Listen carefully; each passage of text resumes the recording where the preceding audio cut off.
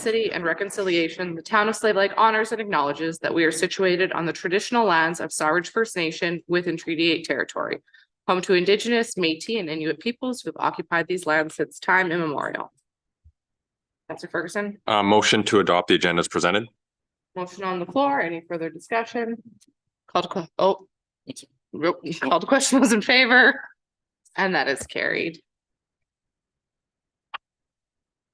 Councillor Hughes. Oh, my mic's, oh, there we go. Motion to accept the regular meeting of council minutes from April 2nd, 2024 as presented. Motion on the floor. Any further discussion? Called to question. Those in favor? And that is carried. Councillor Adams. Motion to accept the April 9th committee of the whole meeting of council as presented. Motion on the floor. Any further discussion? Call to question. Those in favor? And that is carried. I need to move my mic closer. Here we go. Okay, we will move into the public hearing section. Councillor Whalum. I would like to disclose to council that I have a pecuniary interest in this report as I am a partner in the following development. I will be abstaining from any discussion and vote to amend this public bylaw. Okay. And that's bylaw 07/2024.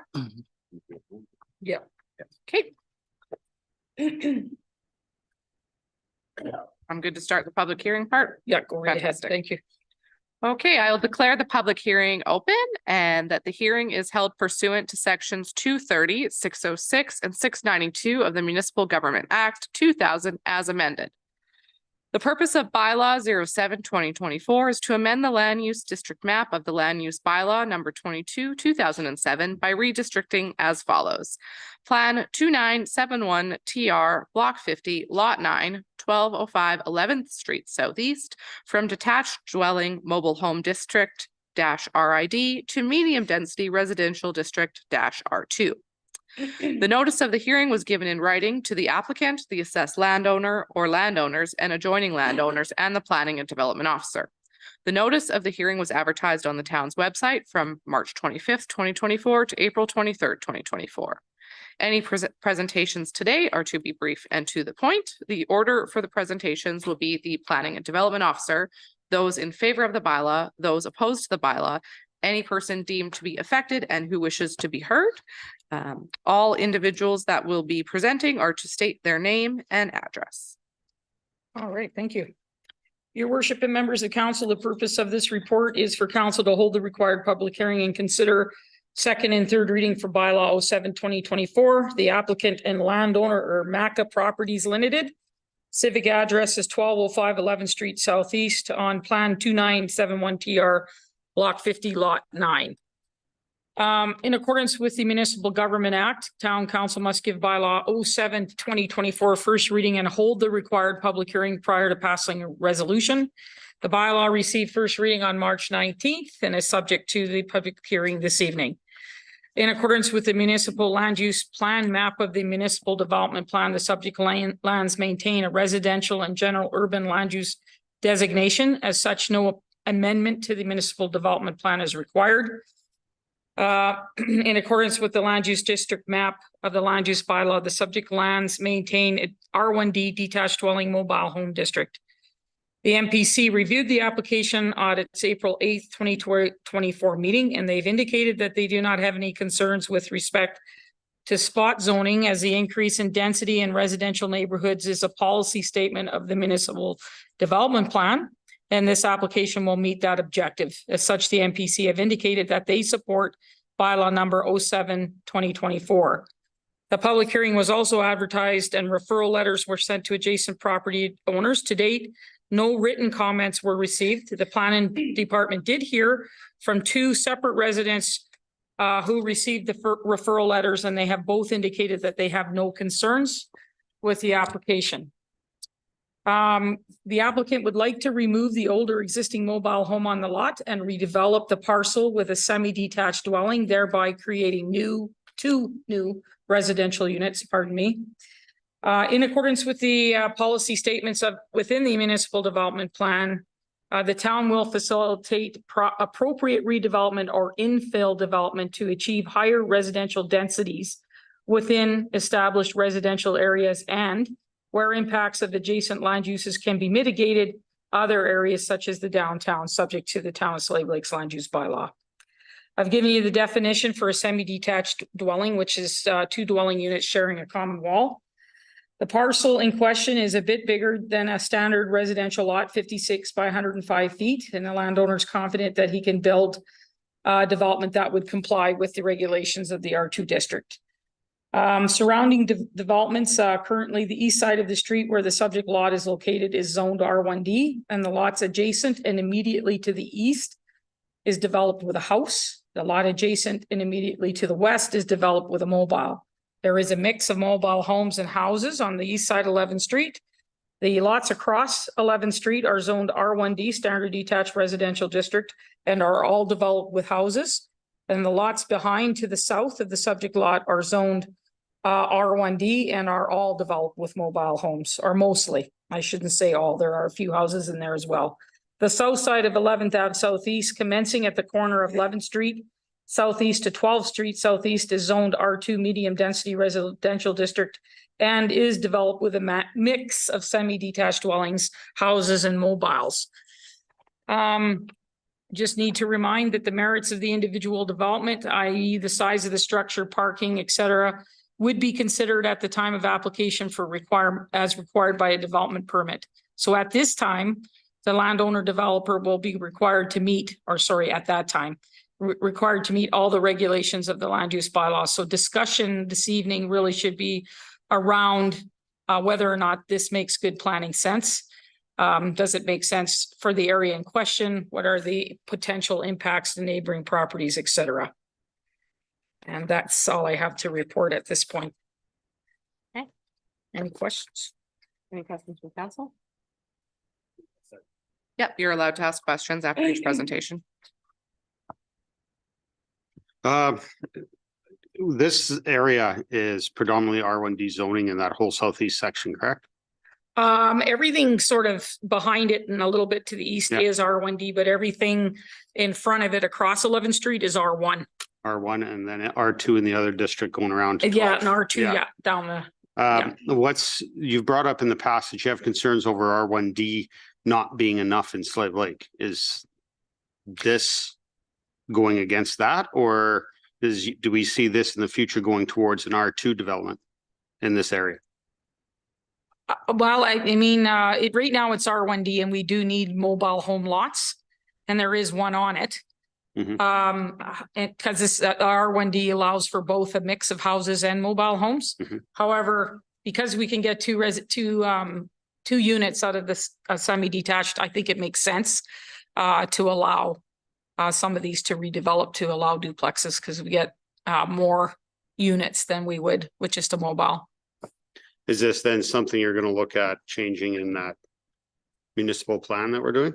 I think it's something that it definitely will be brought to the table for council's consideration, whether or not we want to continue on with those policy statements in our municipal development plan and thereby support it in land use bylaw regulation. So really what you'd be saying is if we're going to allow infill development to increase density, then we'll allow spot zoning for R2s so that we can get that. But it will be something we discuss at the MDP and LUD level as we're rewriting the documents. Yeah. Okay. Any further questions from council? Okay, thank you. I will now call forward those in favor of the bylaw who wish to speak. Mo, you can come up. A reminder that you need to state your name and address into the mic. Trying to buy favoritism with that Withers jacket. Well, I got Alamo shirt under, so I thought this is probably the better way to go. Momo Elam, 616 8th Avenue Southwest.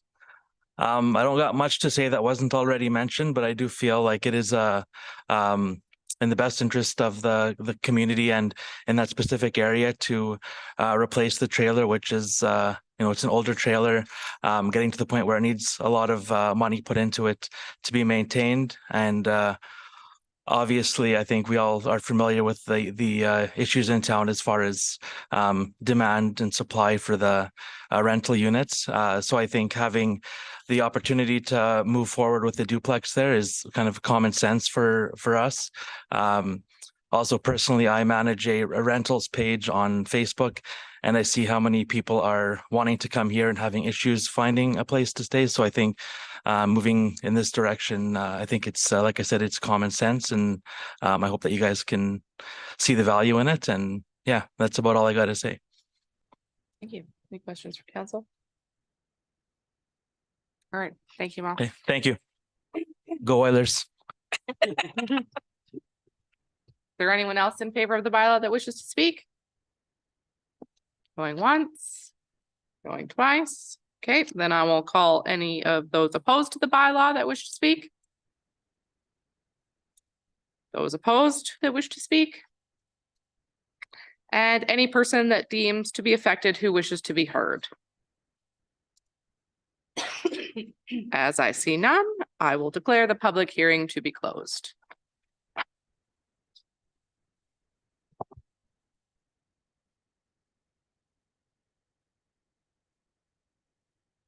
Point of procedure question. Do I need to read all the instructions once again? For the public hearing? Yeah, unfortunately. Okay. All right, I will continue. Fantastic. So the public hearing is open and the public hearing is held pursuant to sections 230, 606, and 692 of the Municipal Government Act 2000 as amended. The purpose of bylaw 09-2024 is to amend the land use district map of the land use bylaw 22-2007 by redistricting as follows.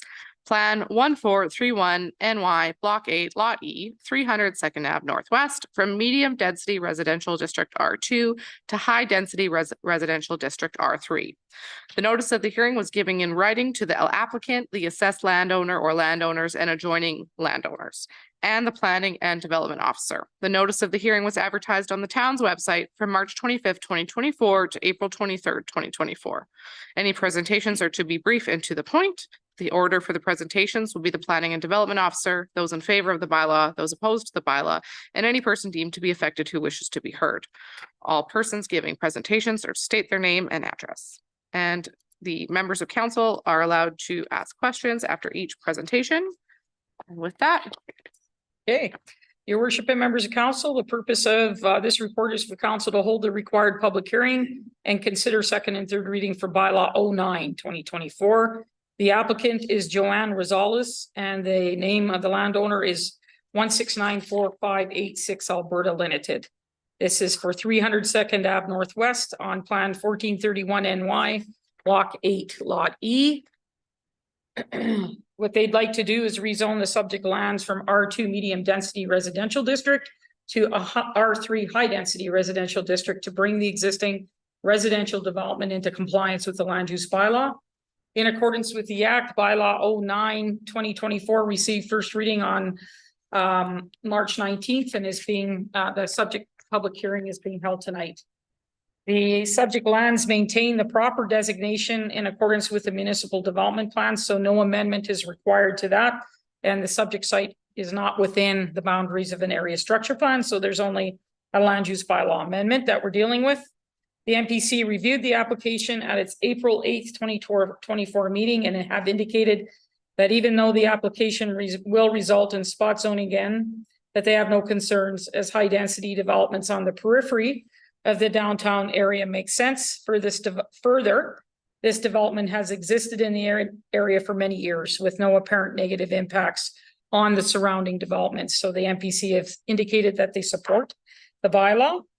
The public hearing was advertised and referral letters were sent to adjacent property owners, and to date, we didn't receive any written or verbal comments on this application at all. The applicant is in the process of purchasing the subject lot and would like to bring the developments on it into compliance with the land use bylaw. Currently, the lot is developed with a row of 5 units on the north side of the property and a row of what I think are 3 units on the west boundary. At this point in time, the planning department has not seen is not sure if the existing developments meet the definition of a row house, townhouse. However, both uses are listed in the R3 high density residential district. So I've given you the definitions for a semi-detached dwelling, row house and townhouse in accordance with the land use bylaw. For the surrounding developments, currently the lots to the west of the subject parcel and the lots to the north are zoned R2, medium density residential district. Most of the parcels in the vicinity of the subject lot are developed with houses, and there are some semi-detached develops or dwellings that have been developed near the west end of Second Ave Northwest. The lot east of the subject lot, so across Third Street Northwest, is zone CDC Council Direct Control, and the parcels around that lot, the CDC lot, are zone C1 Downtown Commercial Mixed Use District. The uses in the C1 and CDC are mostly commercial, with the development on the corner of Third Ave Northeast and Third Street Northeast, the Ellery Building containing a mix of commercial on the ground floor and residential on the second. Again, I remind you that the merits of the individual development will be flushed out when they apply for a development permit, or in this case, a compliance letter. So really decisions on zoning should be made with respect to good planning principles. Again, does the zoning make sense? What are the potential impacts and so on? And that's all I have on the application at this point. Any questions from council for the planning and development officer? Okay, see none. Thank you. I will now call forward any of those in favor of the bylaw that wish to speak. Those opposed to the bylaw that wish to speak. And any person deemed affected who wishes to be heard. As I say none, I will now declare the public hearing to be closed. Okay, one more. I will declare the public hearing open and state that the hearing is held pursuant to sections 230, 606, and 692 of the Municipal Government Act 2000 as amended. The purpose of bylaw 10/2024 is to amend sections 87 of the land use bylaw 22-2007 by adding a place of worship as a permitted use to the C1 downtown commercial mixed use district. The notice of the hearing was given in writing to the applicant and the assessed landowner or landowners and the planning and development officer. The notice of the hearing was advertised on the town's website from March 25th, 2024 to April 23rd, 2024. Presentations are to be brief and to the point. The order for hearing presentations will be the planning and development officer, those in favor of the bylaw, those opposed to the bylaw, and any person who deems to be affected who wishes to be heard. All persons giving presentations are to state their name and address, and questions from members of council are allowed after each presentation. Okay, your worship and members of council, the purpose of this report is for council to consider, hold the public hearing and consider second and third reading for bylaw number 10/2024. The applicant is Slave Lake Real Estate and Holdings Limited. And again, they'd like to add places of worship to section 87 downtown commercial mixed use district. The bylaw received first reading on March 19th and is being subject to the required public hearing this evening. Bylaw 2024 was advertised on the town's webpage and social media platforms, and to date, no verbal or written comments have been received. The MPC reviewed this application at their April 8th, 2024 meeting. The MPC has recommended that bylaw 10/2024 be approved, allowing places of worship as a discretionary use rather than a permitted in the C1 downtown commercial mixed use district. The MPC feels places of worship should not be developed on the ground floor of a commercial building in the downtown area as recommended in the downtown plan. If the uses are discretionary, then the MPC can review that before approving the application. The amendment was advertised for 2 weeks on the town's webpage prior to the public hearing. And again, we haven't received any comments. The owners of the Potpourri Mall have applied to amend the C1 downtown commercial mixed use district to allow for places of worship as they applied actually as a permitted use. Places of worship means the development owned by a religious organization used for worship and related religious, philanthropic, or social activities, including rectories, manses, and accessory buildings. Places of worship is currently not listed as a permitted or discretionary use in the downtown commercial mixed use district. There is one area structure plan, the downtown plan, that is subject to this application. The area structure plan specifies that institutional uses may be considered throughout the downtown. Furthermore, the plan speaks to ground floor spaces being used for retail uses and that other uses are promoted for above ground spaces. This application is being proposed for an above ground space. Adding places of worship as a discretionary use would maintain the alignment with the area structure plan. And I think that's all for now. Counselor Adams. Are there any other locations within the community that we have that has places of worship within a C1 zone? No, Do we have, well, I shouldn't say that. I was aware that there was one that was operating above the brick that I didn't know was there and has since moved and they're not there anymore. So I'm not sure where they're at, but currently none? and there was potentially one down at the end of Main Street in the old Nordic Repair, their home. That But wasn't it was C1 approved, back it then. was C1A and it would have been Yeah. approved in the C1A and not the C1. Yeah. Correct. And that was back in, Yeah, it's been a 90s. long time. yeah. Yeah, so I'm not aware of any others that are operating in the C1. So how have we seen properties like this where you don't own the property, but you're renting it, but you're only renting a portion of it? How's that typically handled in other communities, or I because think this we is, zone as institutional here, right? no, I wouldn't rezone the whole building to institutional, then they can't use it for Right. any other purpose. So this is how you would typically handle it. You would put it in as a discretionary use so that it could be approved without. Is that rezoning. common practice in other areas? Yes, it is. Any further questions? No, I'm good. Thank you. I'll now invite those in favor of the bylaw that wish to speak. Those opposed to the bylaw. And any person deemed to be affected who wishes to be heard. As I see none, I will declare the public hearing closed. Thanks, Lori. And you get to stay. Okay, well, we'll move into our new business and reports, starting with report A. Okay, Hold 2 seconds, Councilor Oh. Llewellyn. Thank you. I'm just gonna repeat myself again. That's okay. I would like to disclose, oh, something popped up. Kara, give me 1 second.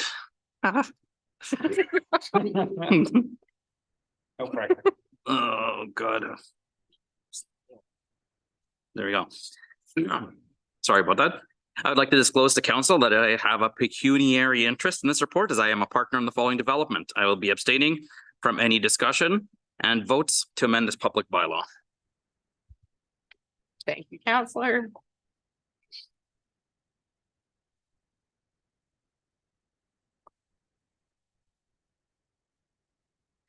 And now you may and now it can continue. go. Okay, this is with respect to our recommendation. The town's municipal development plan is encouraging increasing the density in new subdivisions and in existing residential neighborhoods. While this application will constitute spot zoning, it will increase the density of residential units in the area and will likely have no negative impacts on the neighboring properties. Further, additional residential units will help mitigate our zero occupancy or availability and housing issue that the town is currently experiencing. So we're recommending the bylaw 07/2024 receive second and third reading. Counselor Adams. As I've made myself clear in the past, you know, I hate spot zoning.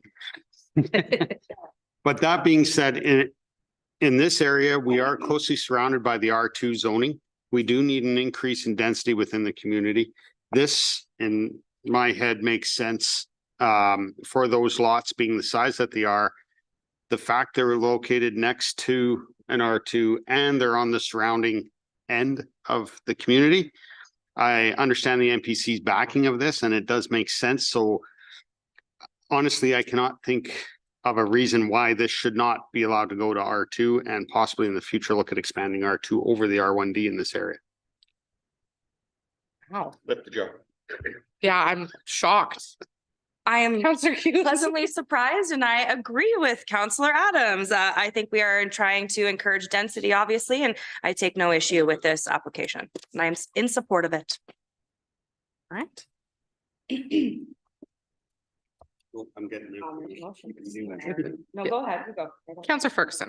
I'd like to make a motion here. I move that bylaw number 07-2024 to amend the land use district map of the land use bylaw number 22-2007 by redistricting Plan 2971 TR Block 50 Lot 9 from R1D detached dwelling mobile home district to R2 medium density residential district receives second reading. Motion on the floor. Any further discussion? Call to question, those in favor. And that is carried. Counselor Adams. Move that bylaw 07-2024 to amend the land use district map of the land use bylaw 22-2007 by redistricting Plan 2971 TR Block 50 Lot 9 from R1D detached dwelling mobile home district to R2 medium density residential district receives third reading. Motion on the floor. Any further discussion? Call to question, those in favor. And that is carried. Need to shorten those motions. Need to shorten the public hearing procedure. Okay, Councilor Wallem has rejoined us. And we can move on to report B. All right, on to my recommendation, the planning department feels that high density residential developments on the periphery of the downtown core makes good planning sense as they can provide a buffer between the commercial uses and residential neighborhoods. Further, this development has existed in the area for many years, and there appears that there have been no negative impacts on the surrounding area.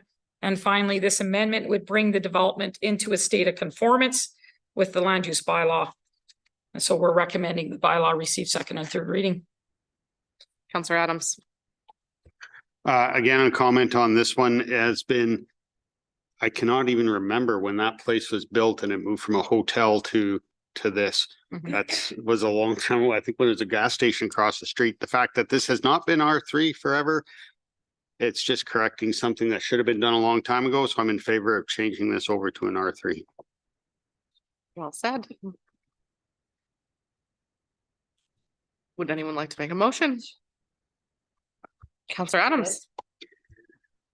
Move that bylaw 09-2024 to amend the land use district map of the land use bylaw 22-2007 by redistricting plan 1431 NY Block 8 Lot E from R2 medium density residential district to R3 high density residential district receives second reading.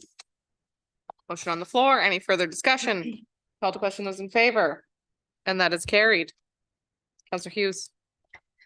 I move that bylaw number 9-2024 to amend the land use district map of the land use bylaw number 22-2007 by redistricting plan 1431 NY Block 8 Lot E from R2 medium density residential district to R3 high density residential district receives third reading. Motion on the floor. Any further discussion? Call to question, those in favor. And that is carried. Next up, report C. Okay, the planning department has no concerns with this application again, and recommends council support bylaw number 10-2024 by adding places of worship as a discretionary use in the C1 downtown commercial mixed use district. This would allow the MPC to consider applications for these uses to ensure that the use aligns with our downtown and Main Street area plan. So we're recommending second and third reading. Counselor Adams. I have an issue with this one. I struggle with wrapping my head around allowing a place of worship within the downtown core of our community. It did make sense when it was in the C2 district or the C1A that we used to have, where it was more on the peripherals on the outside going towards the residential areas and not as high density commercial. For us to open this door, and I understand it's just in discretionary use, but that does put it up to the municipal planning commission to dictate whether or not that moves through. I think we'd be remiss to allow the districting of places of worship within the downtown core. That being said, I do understand we do have one in the C1 zone, but that's been there since I think before we had commercial zoning. So it's kind of hard to put that as the exception. Counselor Gramlich. Typically, I'd agree with Counselor Adams, except being on MPC and we had some discussion there. It's like renting some of the office upstairs in the Potpourri Mall, right? So it's not like you're taking store frontage off Main Street and it's kind of filling a space that's been unused for what I understand many, many years. So kind of helping out a landlord by filling some space and leaving it discretionary. If it does become an issue, we, just don't approve it again. So that's kind of why MPC was in favor of it. Counselor Adams. Sorry. Yep. Thought someone was talked before me there. My concern with putting it within a bylaw is that it is a bylaw. It's allowed from now to the eternity or until it's changed again. We're leaving it up to future MPCs to maybe not have that understanding or what we're expecting to happen in this situation. The purpose of doing the bylaw is not to change it for this particular use and this particular time. It's about overarching and how it is in the future, 10 years down the road. Counselor Wallem. I would agree with Steve. I think if this was on the main floor, I think since this is upstairs, I think it allows us to think of this not as a prime real estate, I think. So I think by having it on the second floor allows for that discretionary use. Counselor Hughes.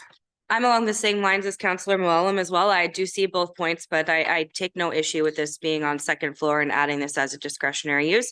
I think we've had churches obviously all along our main street off and on for quite some time, and I'm happy to accommodate. I don't take an issue with this at all. And also just to your point of MPC as well, I would say that Lori is always there to kind of guide people as per the rules too. So that shouldn't be a factor to worry about MPC making a uninformed decision and so on in the future, but. Counselor Adams. Again, we should be looking at bylaw not as the use that's being applied for. That's more for the occupational side. This has to do with what we allow in that C1 zone. We're not dictating that it has to be on the second floor. We can't. We're not dictating that it cannot be on the main floor. We're allowing, and to your comment, by allowing it to go to MPC, Lori will always be there. She will not always be there. You're going to retire at some point.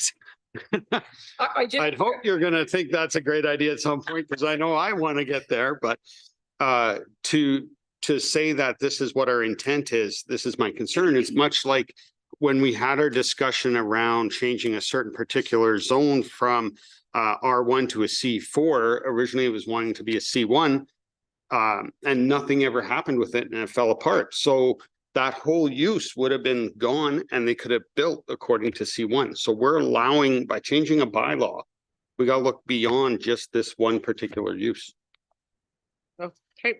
I was going to kind of defend you, but I'm still in favor and say what you're saying. But so just so we're all on the same page, Councillor Adams is correct that we're picking a user and the upstairs, but now we're changing this, and we would have the discretion again for the next person that came along, but we are opening the door to not having it on the main street, or if they wanted, or we're opening the door to C1 downtown, right? Is what Steve was. I'm still in favor, but I was going to say that, but you kind of elaborated to that, but I'm in agreement with that a little bit. Counselor Ferguson. On Councillor Adams' point about the MPC, I think you need to have a little bit of confidence in the MPC to make the right decision. And, given how there is 3 members of council that sits on their planning and development is present during those meetings too. I see no problems with passing this. I'd just like to add to that, whenever administration is preparing reports for MPC or council in the planning department, it's our responsibility to do due diligence. And there's a reference already in the downtown and Main Street area plan about not using prime commercial spaces for these kinds of uses. So there is onus on the planning department when we bring it to the MPC, those applications in future to bring those 2 plans together so that people understand the rationale behind the discretionary zoning in relation to places of worship. I was going to chime in on the discretionary. I know we've all brought this. understand Counselor Adams' point of it being an overarching bylaw and we shouldn't be just considering that it's second floor, one space. I personally think a discretionary use makes sense in the downtown commercial district. And that being said, is our goal ultimately is to bring more people downtown. And if it's your traditional place of worship, that would mean you would have people congregate there. And if we're increasing foot traffic and if we're increasing vehicle traffic downtown, I think that's a pretty I don't see that as an unreasonable thing to do. So I, for one, support that. Go ahead, Counselor Chalba. I'd like to move that bylaw 10-2024 to amend the land use bylaw number 22-2007 by adding places of worship to the C1 downtown commercial mixed use district as a discretionary use be given second reading. Okay, motion on the floor. Any further discussion? Call the question. Those in favor? All those opposed? And that is carried. Counselor Grantlich. I move that bylaw number 10-2024 to amend the land use bylaw number 22-2007 by adding places of worship to the C1 downtown commercial mixed use district as discretionary use be given third reading. Motion on the floor. Any further discussion? Call to question. Those in favor? All those opposed? And that is carried. Vending on public lands policy. All right. Lori. So the purpose of this report is for council to review and hopefully approve the vending on public lands policy. So back in October of 2017, we adopted the downtown and Main Street area plan. And as part of the plan, an action list was created to move the downtown area from the current reality to the vision outlined in the plan. Each year since the adoption of the plan, council chooses tasks from the list for completion in the upcoming year. In November of 2023, council received a report from the planning department with respect to the 2024 priorities. This report fulfills council's request of establishing a boulevard cafe policy. We created the vending on public lands policy, which provides opportunities for local businesses to establish and operate sidewalk sales, vending carts, sidewalk cafes, and parking patios. The intent is to encourage vending opportunities that would attract businesses, patrons, and visitors to the downtown area. And that said, there are other commercial areas of town where the policy could obviously be applied. In preparation for drafting of the policy, we researched other municipal policies and picked those components we felt best suited Slave Lake. And we added some additional things based on what we've seen transpire with events and sales that are held in the community. So the vending policy that before you this evening is actually quite unique, and I think it's fairly comprehensive. Public lands in the context of this policy means on-street parking stalls, boulevards, and sidewalks that are owned by the town. Sidewalk sales, tent sales, outdoor patios, etc., on privately owned lands are not covered by this policy and would require approval by issuance of a permit under the authority of the land use bylaw. The policy defines approving vending sites, which includes sites approved by the planning department for sidewalk sales, vending carts, and sidewalk cafes and parking patios. The policy outlines specific requirements that are applicable to all vending sites, as well as additional requirements that are specific to each type of vending site.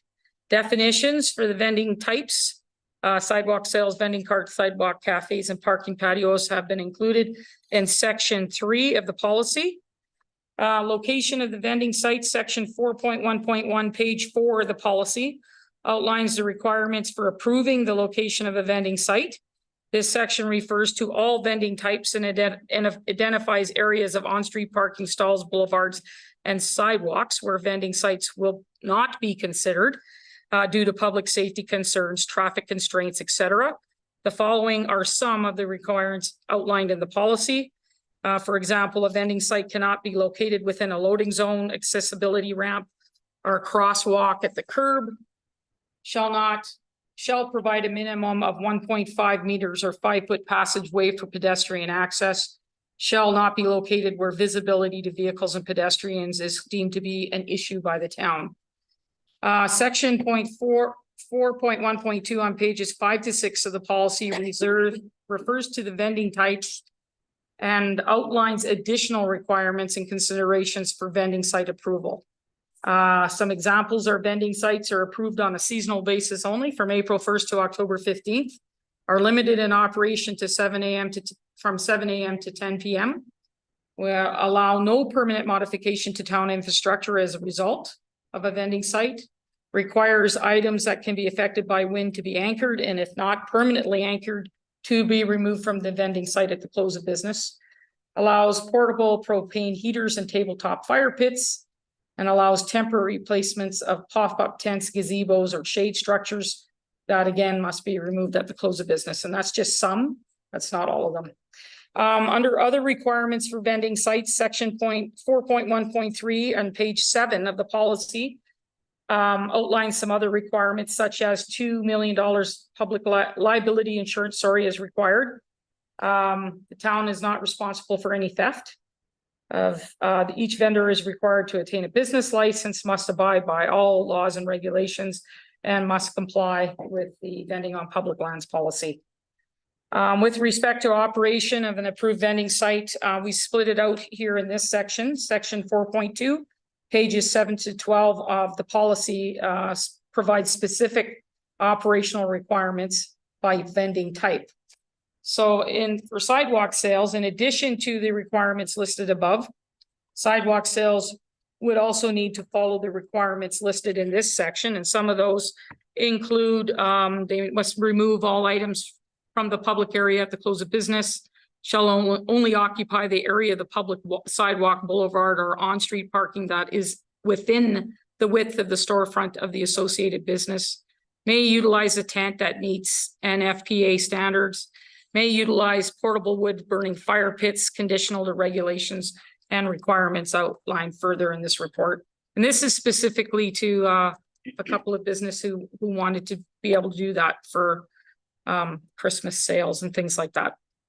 Vending carts, in addition to the requirements listed above, vending carts would also need to follow the requirements listed in this section, which is 4.2.2, pages 8 to 9 of the policy. So a vending cart would need to be of good quality and aesthetically pleasing in appearance.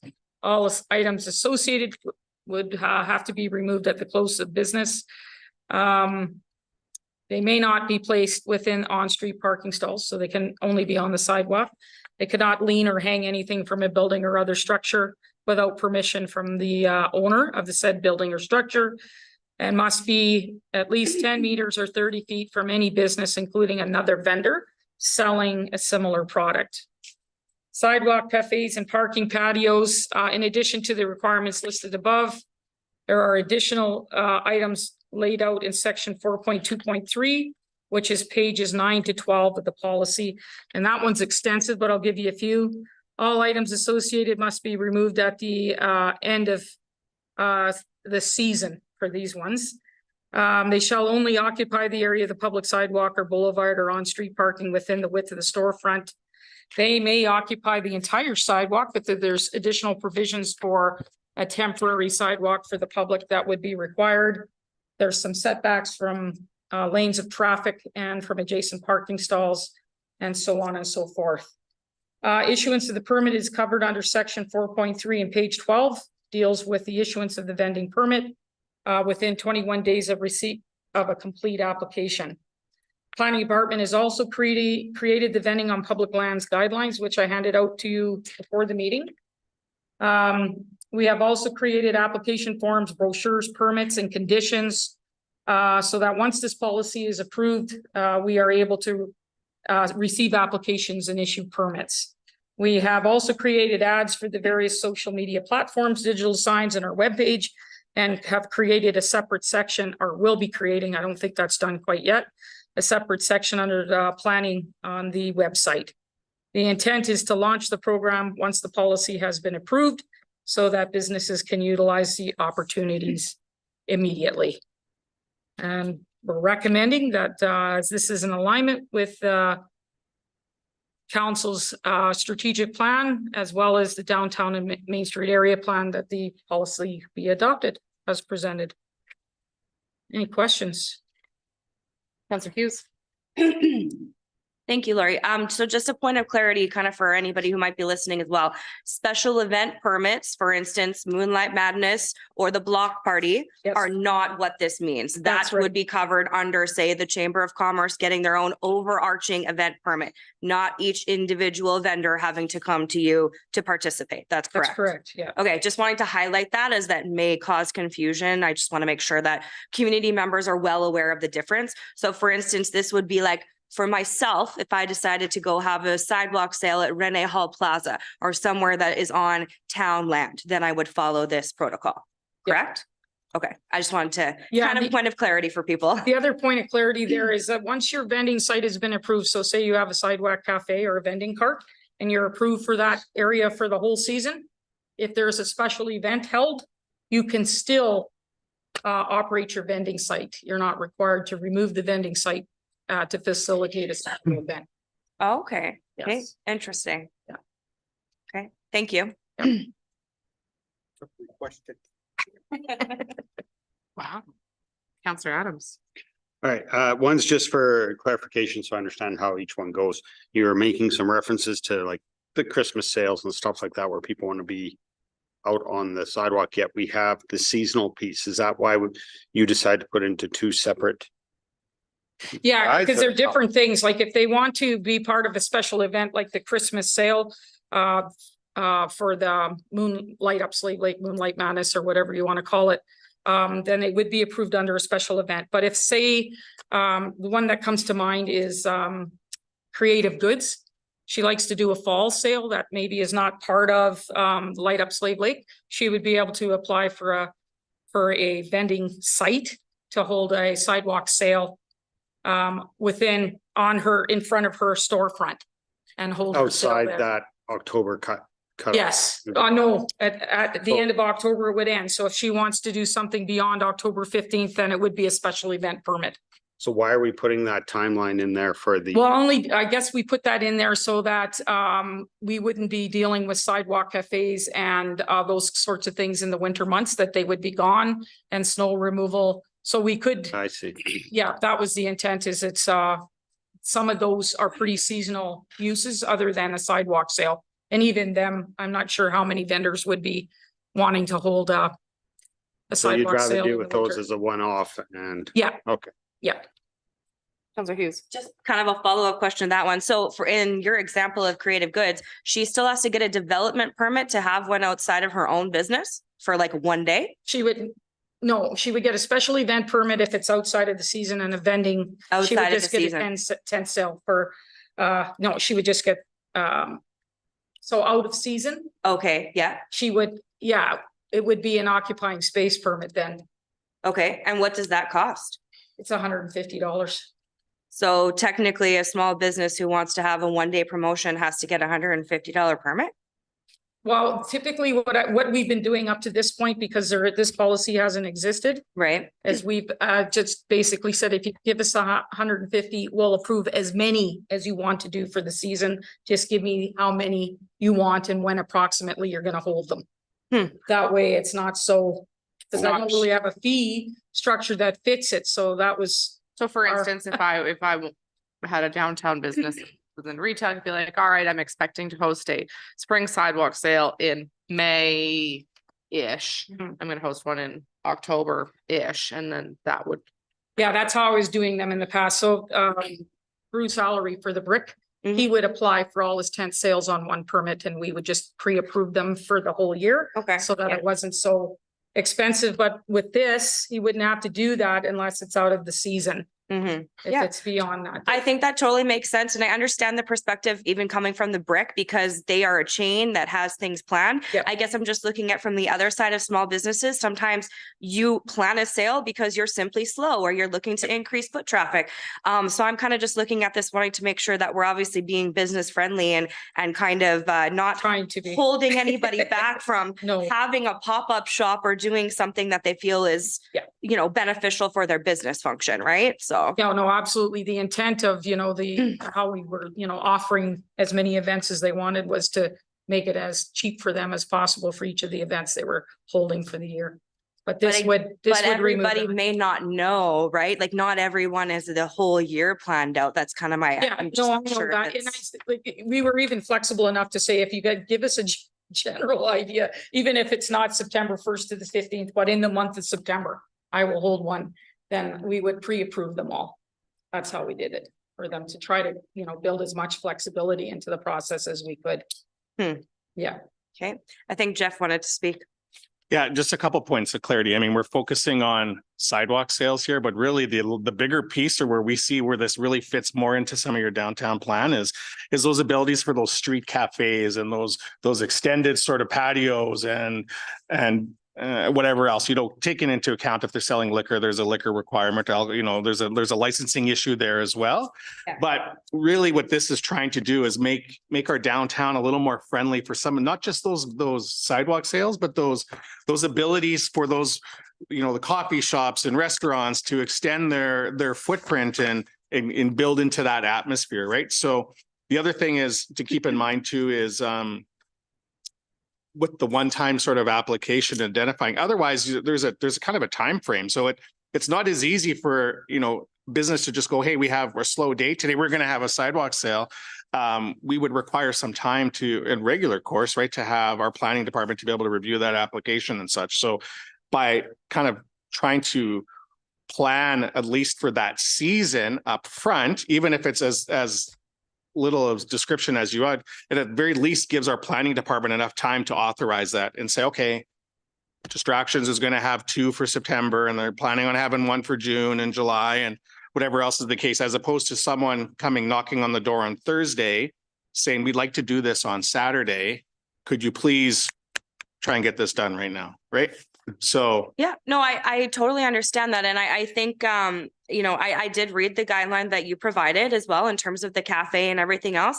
It's all obviously very clear standards, you know, it follows the AHS guidelines, everything else like that. That seems fine. I just had more of a confusion in terms of the retail aspect. Right. Because I wasn't aware of that. And I just think that, you know, this could obviously be very functional for places like the Fix or the Brick and the larger businesses that maybe pre-plan those, but sometimes the smaller retail stores in town do not plan ahead like that. So I'm just foreseeing there could be, you know, that opinion raised by them, and I'm just doing the same. But Okay. I'm not sure if I guess we could see what happens, or we could also ask for businesses to weigh in if we're looking for feedback and whatnot, but I would be curious to know if they thought that maybe this is more helpful for them too. I'm not sure. Just speaking from my own perspective and kind of what I know, I know lots of people tend to kind of do a last minute or like a 1 week thing. Oh, the weather's looking good and I have all this inventory. Now I'm going to do this. And you're not really thinking ahead, you know, to come in and give you a 2-3 week lead time, But is right? it only on, it's only on like the public sidewalk portion? Don't most business Well, owners have? This like- says private here though. No, Okay. okay, so if, That's where I'm confused. out too, in sorry. Cornerstone, the town doesn't own any sidewalks there. Correct. So Yeah. if they want to pull out and have a sidewalk sale on their sidewalk, they're welcome to do that. Right. But in the downtown core, most of the buildings come right up to the edge of sidewalk, so they're utilizing public lands then they would need vending on public lands, permit to do that. So it Okay. just depends on what your scenario is, you know, like, Right. at your site, I don't think, the town owns that Would sidewalk. not be applicable That's for me, yours, so it wouldn't apply. to but you. it would be applicable for pretty much every other retail. Yeah, store. in the downtown core for sure. Yeah, they may not have any, you know, any space that's not private. It's all Right. public. Yes. So then in theory, then if they are thinking we want to have 3 sidewalk sales for the summer, they should come to you and give their dates and they have to pay $150. No, not if they, outside the date. Outside of these dates. outside of those dates. So if it's before, what is it, May 1st? And, after, October 15th, Okay, yeah, then they would need to, but, if they're within those dates, in then the they don't. dates they don't. Yep, Okay, thank you. Nope, that's the clarity that I needed. Thank you, Lori. no problem. I'm sorry, Adam. Oh, sorry, it's April. I'd like to 1st. say this is April something 1st, we've yeah. wanted for a while now, and I'm really happy that it's come forward.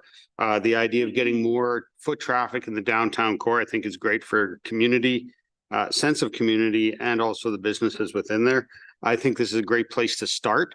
And like any sort of policy that we put in place, it's a living document. It's something that we can adapt and change as we go forward. If we find those issues are a challenge, I think it's something we should address. But I think this is a great start. Is there a way that we could possibly get some feedback after this year as well? Like just to see how this goes with everybody, get feedback from the people that have tried this so that we can Sure, just, continue to improve in the future. Maybe that would be sure. something that I would like to see and look forward to, but I'll let others weigh in. Sorry, Councillor Malala. No, I think that's. Okay. That's just what I was gonna touch on is trying to get a little bit more information from the people who are Yeah. using the program and see how it works or doesn't work for them. That we could definitely do that. Counselor Adams. I'd like to make a motion.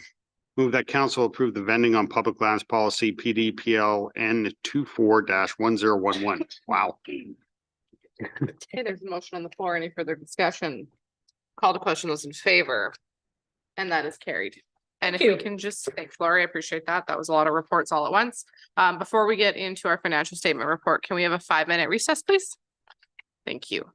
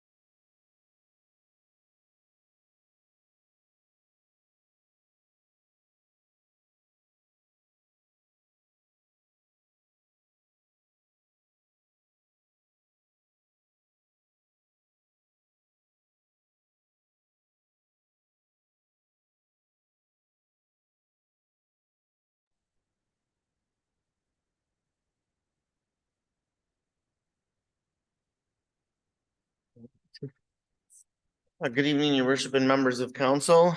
Tonight with me, I have the auditor for the town of Slave Lake from Doyle and Company. The purpose of tonight's reports is to present to council the audited financial statements for the year ending December 31st, 2023. Provided for you in the background is the sections of the Municipal Government Act that dictate how municipalities have to prepare their financial statements and what is the requirements there. Moving on to the discussion. The town of Slave Lake administration prepares the annual financial statements on an accrual basis. This means that financial statements should provide readers with a clear understanding of the assets, liabilities, revenues, and expenses in the entity in question. This method records transactions and their effect when they occur, which is often in a different period when the associated cash exchanges that settle the transaction. The statements are prepared in-house by administration. We prepare them all. These are our financial statements, and they are externally audited by an independent auditing firm. Administration is responsible for the preparation, accuracy, objectivity, and integrity of the financial statements of the town. In preparing the statements, certain amounts based on estimates and judgments, such as these amounts, have been determined on a reasonable basis to ensure that the financial statements are presented fairly in all material respects. There are three separate statements that make up a full set of financial statements. And the three separate financial statements are described briefly below. We have a statement of financial position, also known as a balance sheet, statement of operations, also known as a statement of income, and the statement of cash flow. The reports focus on three parts of the financial statements before us: the statement of financial position, the consolidated statement of income, and the schedule of changes in accumulated surplus. I'm going through the report. There's a lot of detail and information on the accounting process, the auditing process, what makes up the statement of changes in financial position, and I'll leave that up for the readers to kind of go through that. I'm just going to go through bits and pieces of each statement, kind of where some major highlights are, or some major differences or year over year, and not line by line. So starting off on the statement of financial position, we start off with financial assets, and through there, we have cash and temporary investments. These ended the year at 8.5 million, decrease from the prior year of 1.3 million, and cash just consists of cash and bank accounts and some cash on hand for tills. Accounts receivable ended the year at $4 million, $4 million, down from the prior year of roughly $4.1 million. Major receivables for the year are CCBF for $814,000, which is the Canada Community Building Fund, also formerly known as the Gas Tax Fund. We have $708,000 in MSI Capital Grant. Also included in receivables are amounts owing from Big Fish Bay, ATCO franchise revenue, and monies from the government center. GST receivable, which includes the final quarter return, amounted to $197,000. Taxes and grants in lieu receivable ended the year at 1.2 million, with an allowance for doubtful account of roughly $500,000, leaving a net balance of $708,000. This is slightly higher than in 2022 by about $14,000. Current taxes receivable amounted to $440,000 compared with $570,000 in 2022. Overall, our total financial assets decreased by roughly $1 million, mainly as a result of lower cash on hand at year end. Moving on to the next part of the statement, we have our financial liabilities. Starting off with accounts payable, ended the year at $3.4 million, up from $2.5 million in 2022. Significant payables at the end of the year include payments for $832,000 for the RCMP, $465,000 comprised of RCMP services, and an additional $367,000 are included for retro payments to be paid in 2024 and 2025 for the RCMP wage increases. $140,000 are outstanding for utilities, We had a $640,000 project for the grader. And there's $323,000 for other capital projects. There was also a decrease for holdback payables on our capital projects for $180,000. Employee obligations, these are outstanding accrued overtime and employee vacation. This increased by $65,000 for the year, leaving a balance of $372,000 owing. Deferred revenue ended the year with a balance of $3.6 million. This includes a number of provincial and federal grants, including MSI, the CCBF fund, Fire Smart, homeless shelter grants, FCM grant for 344 for the sewage lagoon, and other amounts such as deferred revenue in the government center and smaller amounts from a variety of sources.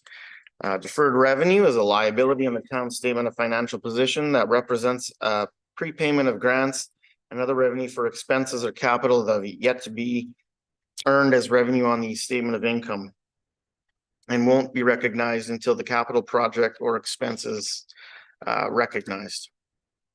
Long-term debt is down, ended the year at $21 million. It includes amounts for 8 debentures for capital projects. The largest debenture remaining is 10 million, which is for the government center and is wholly supported by provincial lease payments. 4.1 million of our debt is supported by general taxation and 6.8 million is supported by utility payments. The debt limit available to the town is at 26.7 million, which represents the additional amount the town is legally allowed to borrow. This is up from 23.3 million in 2022, expanding our capacity to borrow. Overall, the town's financial liabilities decreased by 2.3 million for the year.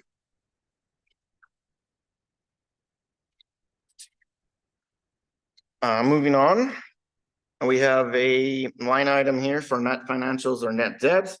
The description is there. Overall, it's moving in a positive direction. The net financial debt at December 31st, 2023 was $4 million,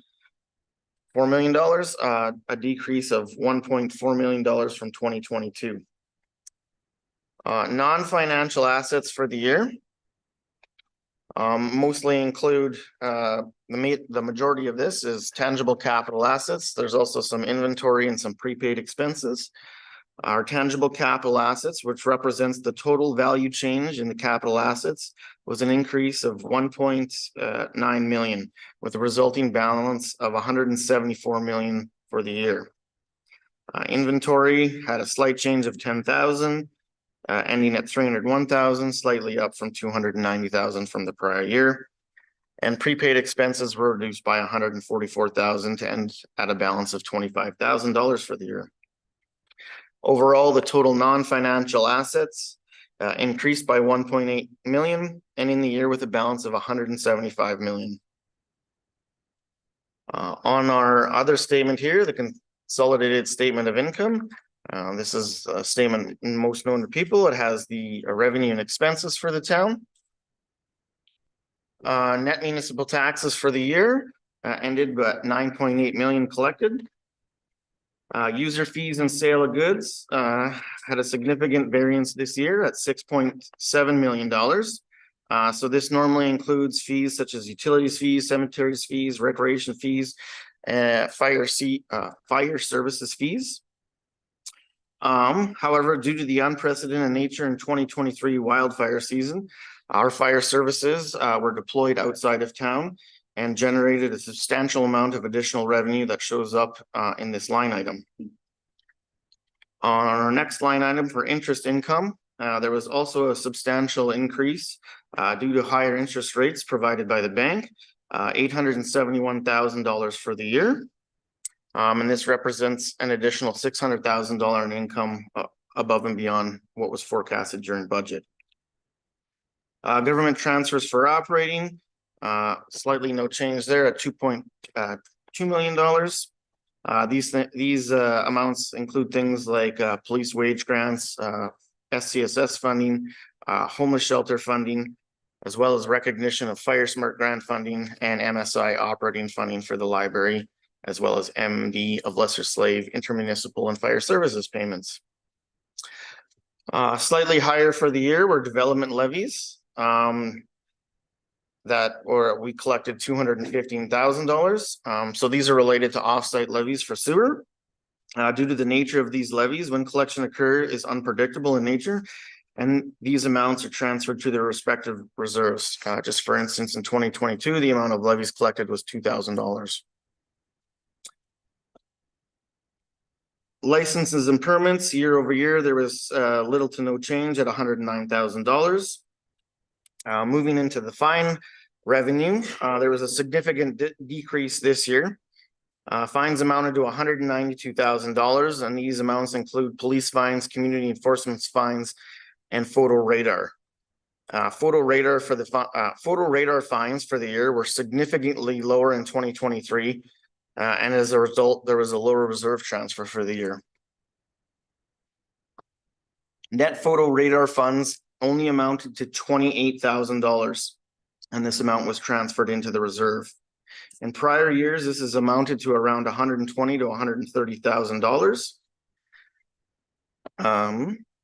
And photo radar funding has been used to fund park improvement projects all over town since its inception. The decrease in revenue generated means less going forward into the reserve to fund future projects. And the likelihood that future projects may require different funding sources should this be a continuing trend. Franchise and concession contracts. This is all in part are the amounts collected from our ATCO franchise fees. Stood at $1.3 million, roughly $100,000 less over the prior year. Rental income at $3 million is primarily generated from lease agreements from the government center, and also includes smaller things like recreational rental fees from the pool in our MSC facility. Under other revenue, ending at $567,000 for the year. Included in this amount are management fees for overseeing the Wildfire Legacy Center at $204,000. Contributions and donations amounted to $150,000, and other small various amounts totaled $77,000, with the remaining $136,000 resulting from the evacuation recovery in 2023. Overall, total operating revenues for the year amounted to $25.2 million, an increase of $1.7 million over 2022. The increase in revenue is mainly attributable to the deployment revenue from fire services at $825,000 and interest income of $600,000 as a result of higher interest rates. Other revenues such as donations and disaster services were also a little higher this year. Moving on the expense side here. I'm just gonna review things with significant changes from year over year. So the police, which includes our contracted services to the RCMP, operating costs ended at $2.4 million, up $246,000 from 2022. Fire services again ended the year at $2.2 million, which includes our fire services operations, search and rescue, dangerous goods, and Fire Smart, as well as the deployment costs for 2023, which saw an increase of $560,000. Family and community supports ended the year at $361,000, generally in line with prior years with the FCSS program. However, included in this amount is the amounts related to the homeless shelter at about $125,000. Again, this amount is 100% offset with provincial grant funding denoted higher up in the revenue statement. Parks, recreation, and culture. There was a variance here as well, ended the year at about $3 million, which includes things like the multi-rec center, parks, and sports field. Costs under here were up by $301,000, mainly due to higher grants that were provided or doled out by the town. Again, this was offset by donation income, and there was also higher salary costs in the year for about $150,000 as well. Total expenses for the year, including amortization, amounted to $25.2 million. an increase of roughly 1.9 million over 2022.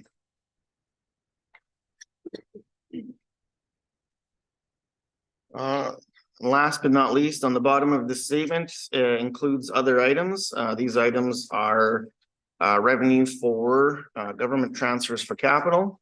That ended at 2.7 million, and this includes federal and provincial grants. Grants recognized in the year include MSI, CCBF, climate action grants, electric vehicle grants, homeless shelter funding, and the remaining Canada Community Revitalization Fund that was used for our downtown project.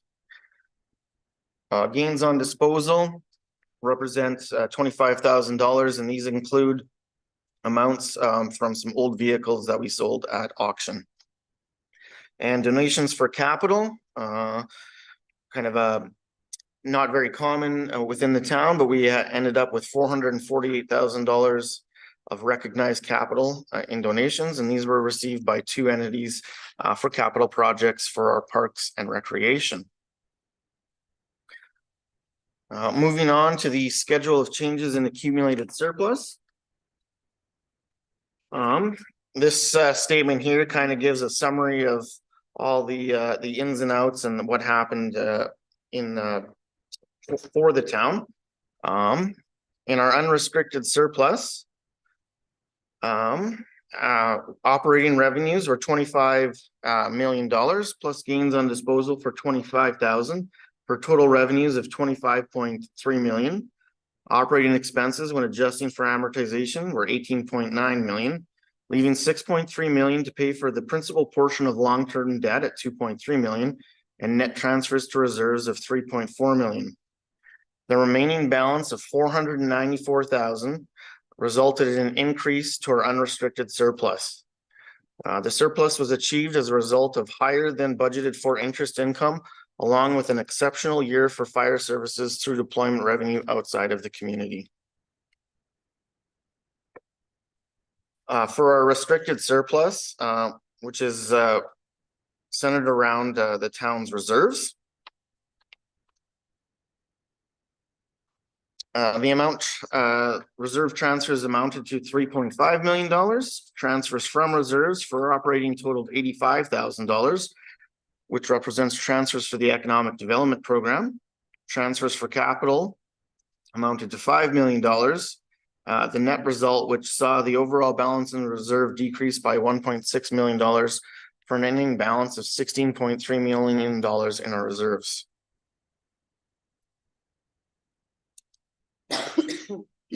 In our equity and tangible capital assets, this is basically the value of our capital assets, less the depreciation and the amount of debt that we have against it. Again, because we're paying down our debt, the equity in our tangible capital assets saw an increase of $4.3 million, resulting in an ending balance of $153 million. The overall changes in unrestricted surplus, restricted surplus, and equity and tangible capital assets amounted to an overall change in accumulated surplus of $3.2 million for an ending balance of $171 million in 2023. The report goes on to give additional details about the cash flow statement and some of our debt statements, but really I have the highlights kind of at the end of the document that we should really kind of focus on here, which is that the total operating surplus for 2023 was $494,000. So I just want to reiterate, this wasn't due to an increase in taxation or anything like that. The town collected the amounts that it was supposed to collect. The surplus was achieved because there was a higher than budgeted for interest on income, along with an exceptional year with our fire services deployment revenue outside of the community. So these kind of events were outside of the town's control, which significantly helped the town in achieving its surplus for the year. Reserves, again, overall, I think we did fairly well. While we did spend $5 million, we were able to put in $3.5 million into a reserve, only resulting in $1.6 million of a decrease in our reserves and completing a significant number of capital projects. Debt, again, we are paying down our debts. and increasing the amount that we're able to borrow overall. Outside of that, I'll just list some of the capital additions and capital projects that the town completed. Major capital additions included the completion of the Third Street Road project for a remaining balance of $960,000. Our Sawridge Lift Station twinning project for $375,000. Our water treatment plant force main to E-lift project for $254,000. Our Caribou Sewer Network project for $572,000. MRC roofing project for $750,000. The remaining downtown revitalization work for $510,000. And we dipped our toes into our ERP software for $290,000.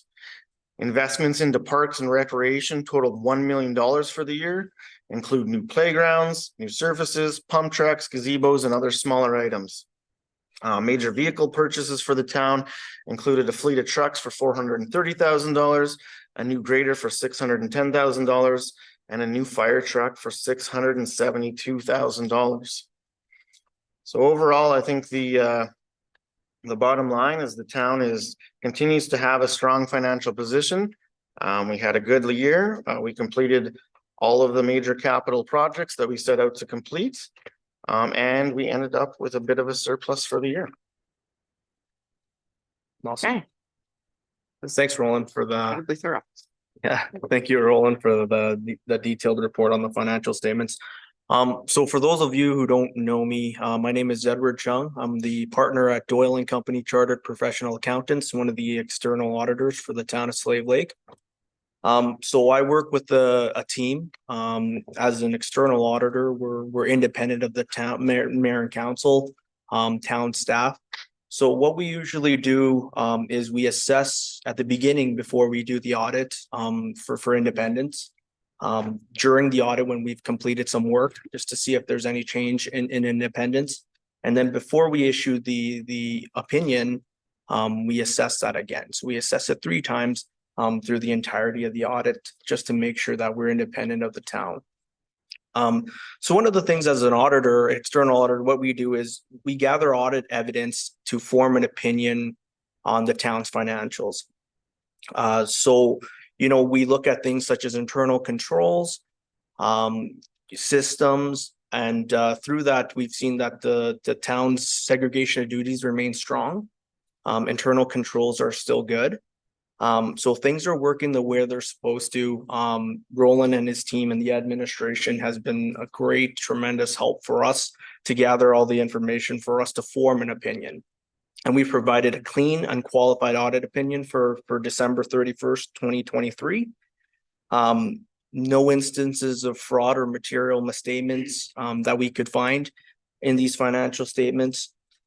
And like I said, one of the things the Institute trains us to do as auditors is to have objectivity throughout the entirety of the audit, and also to provide our professional skepticism throughout the entirety. So, that's an important piece as an external auditor, is just to make sure that we're always independent of council and as well as the town staff as well. That's Roland covered a lot. I just wanted to reiterate just a couple of points here.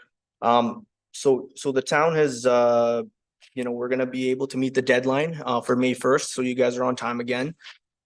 So that's a big pat on the back for everybody here, right? For administration as well as mayor and council. We're going to be submitting before May 1st, the deadline.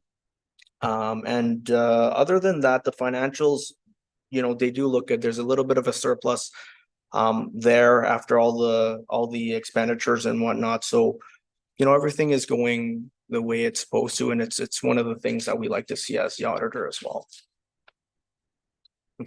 Fantastic. Councillor Adams. Just a brief question. I know you know all these answers, but I got to ask. Okay. So you also assess the process and everything that's happening, the rules you follow kind of thing, and the guidelines you do. You assess that independently and determine whether or not Absolutely. it's good. Yep. So to form. And then would you make recommendations off of that as well, or do you just qualify from that? 100%. So what we do as an auditor is so it seems like it doesn't seem like a whole lot, because Roland does a lot of the work, but what we end up doing is we take the work that's prepared. And then what we do is, we kind of go through all the steps that he does, and then we do it externally just to make sure that, any reasonable person that can, come here, sit down in my position, would form the same opinion that I would. So if there are recommendations that we would, give to you guys, we would give it to management, and then we would present it to council as well. We haven't had any recommendations for the town, so that means everything is good on our end. And that's when you say clean and unqualified. Exactly. So if there was anything Gotcha. in here that wasn't clean and qualified, if we found something that we think that are gonna lead the readers of the users of financial statements to say, well, we can't trust any of these numbers, it would say in here, right? It would either be a qualified opinion, an adverse opinion, a disclaimer. If we look at your books and they're so bad, we just run for the hills. Denial. Yeah, there's a denial opinion. You wouldn't even see a page like this in the audit. So The question does, Good come up- very good. The question does come up a lot, like when would someone see a qualified opinion? And a lot of instances would be for nonprofit organizations that do a lot of door-to-door and small amount cash collections. So, less than $5-10 at a time. Yeah. You can't provide any assurance, because the whole point of an audit is to provide assurance that there is nothing misleading and there is no fraudulent activity. 100%. And so when you have a lot of little donations and things like that, so for example of a nonprofit, a lot of times they'll issue a qualified opinion because they can't Exactly. provide assurance over that area. Cash is hard to audit. Cash is hard to do that, yeah. But that's an example of where one of those items would, where you would see a qualified opinion, or if they were unable to assess the validity of our internal controls. 100%. Things like double signatures on checks, things like approvals for non-standard journal entries. Those are all types of items that would are considered to be internal controls. Even things like passwords on computers and, security over, IT assets are often looked at as well. Thanks. Yep, that's great. Sorry, my side commentary there. Any further questions from council? Other than that, I'll just add one note here. So after tonight, if you guys accept this, the financial statements will be available for download tomorrow on the Town of Slave Lake's website for any public member who wishes to view the financial statements. Fantastic. Okay. Councilor Moallem. I'll make a motion that council adopt the financial statements and the financial information return for the year ending December 31st, 2023. Okay, motion on the floor. Any further discussion? Call to question, those in favor, and that is carried. Thanks Thank very you, much, guys. Edward. Thanks, Roland. Roland, you're still up. Got one more. Yep, you can't run away yet. We have our checks over 50,000. All right, I'm just here to present tonight checks over 50,000 that were been issued from January 1st to March 31st of 2024. The list is attached to this report for some more information. Overall, there's been 22 checks and EFT payments in excess of $50,000, totaling $3.2 million, 4 for operating, 1 requisition expense, including contributions to the library, first quarter RCMP invoices, retro payment for the RCMP, Central Square for financial software, as well as first quarter requisition to the Lesser Slave Regional Housing Board. We also have 6 payments for capital projects, $640,000 for a grader, $79,000 for Emerson Roofing Project, $64,000 for Caribou Sewer Project, $323,000 for List C Force Main Project, and $386,000 for the ERP software project. And a small amount for Fifth Street at $53,000. Payroll checks include 11 checks relating to payroll and benefit expenses totaling $647,000 for the period. Councilor Choba. I'd like to move that council accepts the report of checks over 50,000 for the period January 1st to March 31st, 2024 as information. Motion on the floor. Any further discussion? Call to question, those in favor, and that is carried. Thank you, Roland. Jill.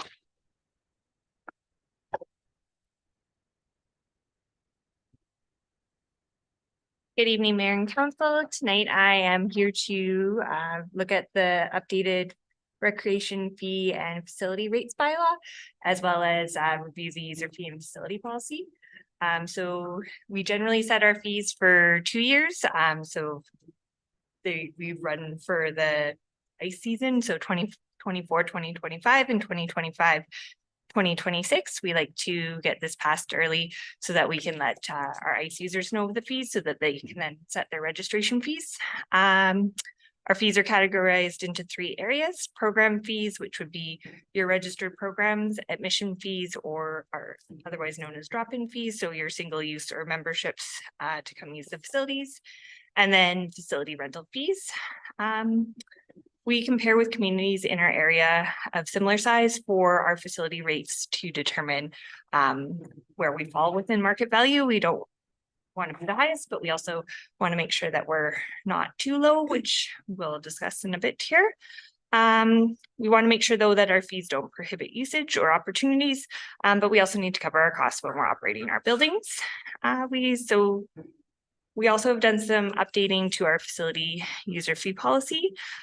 This policy guides our fee structure, and there's some minor updates that were done as far as grammar and wording, but the major changes include we had, I think not the last time, but the time before, when we reviewed fees, we came up with a calculation structure for our fees. Prior to that, they were just kind of like throw this one and it sticks, and there was no rhyme or reason how we did things. So we implemented a fee calculation.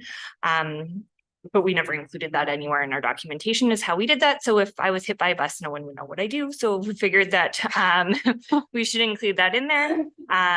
We have clear guidelines around non-payment of fees. So previously we had a soft approach. It's like, if you haven't paid for 60 days, you might lose your ICE privileges, but nothing. And then, then you get to keep going and you could not pay your fees again, and maybe we'll take your ICE away again, but nothing really strong in there. So we've implemented or plan to implement some stronger guidelines there. So if there's non-payment of fees, then there is consequences to that, which would be prepayment of fees. So user groups that have poor payment history would no longer be able to establish account system with us where we bill them afterwards. Based on feedback from the public and from our staff, we've lowered the age requirements for children to be unsupervised down to 10 years. And then we have a few user groups who chronically make scheduling mistakes, like, oops, sorry, year-end tournament showed up and we didn't let you know. So that's not that easy to fix. So we don't want to be punitive to everyone, but if that's something that happens on a regular basis, again, there do have to be consequences to those things. So proposing to implement that. For our recreation fees, unfortunately, we've fallen way behind on our youth rates. We don't want to jump up costs too much to be prohibitive to users, but like I said, we want to be affordable, but right now we're like probably the cheapest ice fees in all of Alberta. So if anyone ever complains to you about ice fees, we're way lower than the next closest comparator community. So generally we propose a 2% fee increase, but we are looking at a 5% in the 2 seasons. It's about an additional $4 per hour. So we're looking at that for youth fees, and then the over 500 hours for our youth fees. We're proposing no increase to sports fields, summer ice, or the indoor walking track. We do have, while we're low on one side, we're high on the other side for sports fields when we look at the community comparisons, which we've included in there. So we're proposing no change to fees for fields. Summer ice, we have given some discounts for regular users. So what our proposal would be is to, instead of upping that fee, to reduce the percentage of discounts we give. And the track, we like to keep the track affordable. It's something that's an asset to the community, and we want to allow for maximum usage. So we're proposing to just keep those fees the same. It's also really easy for everyone to just throw a toonie down if they come in and drop in. Our camp fees have increased slightly to cover operational costs, but they still are in line with other communities. And then overall a 2% increase for the 2 seasons for facility drop-ins, which covers things like the pool rental, pool toys, lockers, swimming lessons, all of our MRC rentals outside of the youth and summer ice, and our admission rate. So that would be the base admission rate, and then our calculation is applied to the basic admission rate. Yeah. Okay,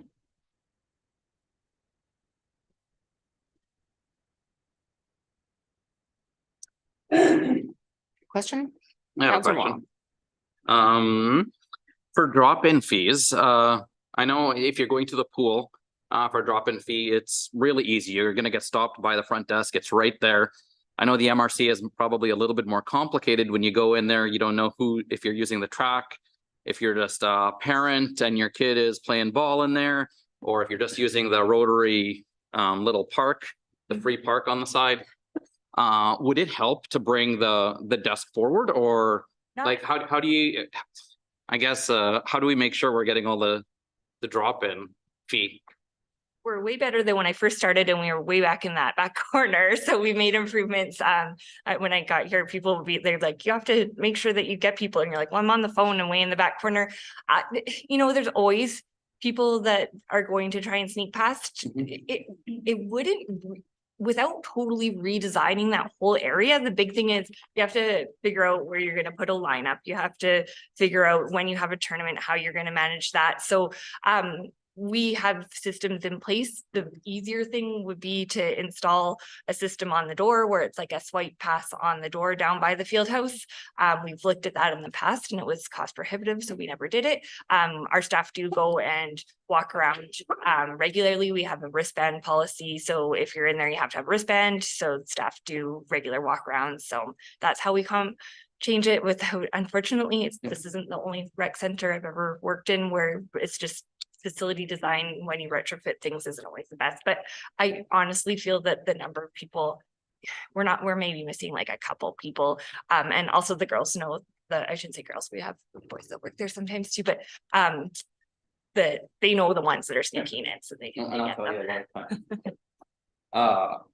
We use the facility probably more than a lot of families, and I'm happy with, like, I'll still get asked when I come in, Yep. you know, if I'm going to see my kid, if I'm using the running track or whatever. So thanks, they're doing a really good job on keeping track of that as well.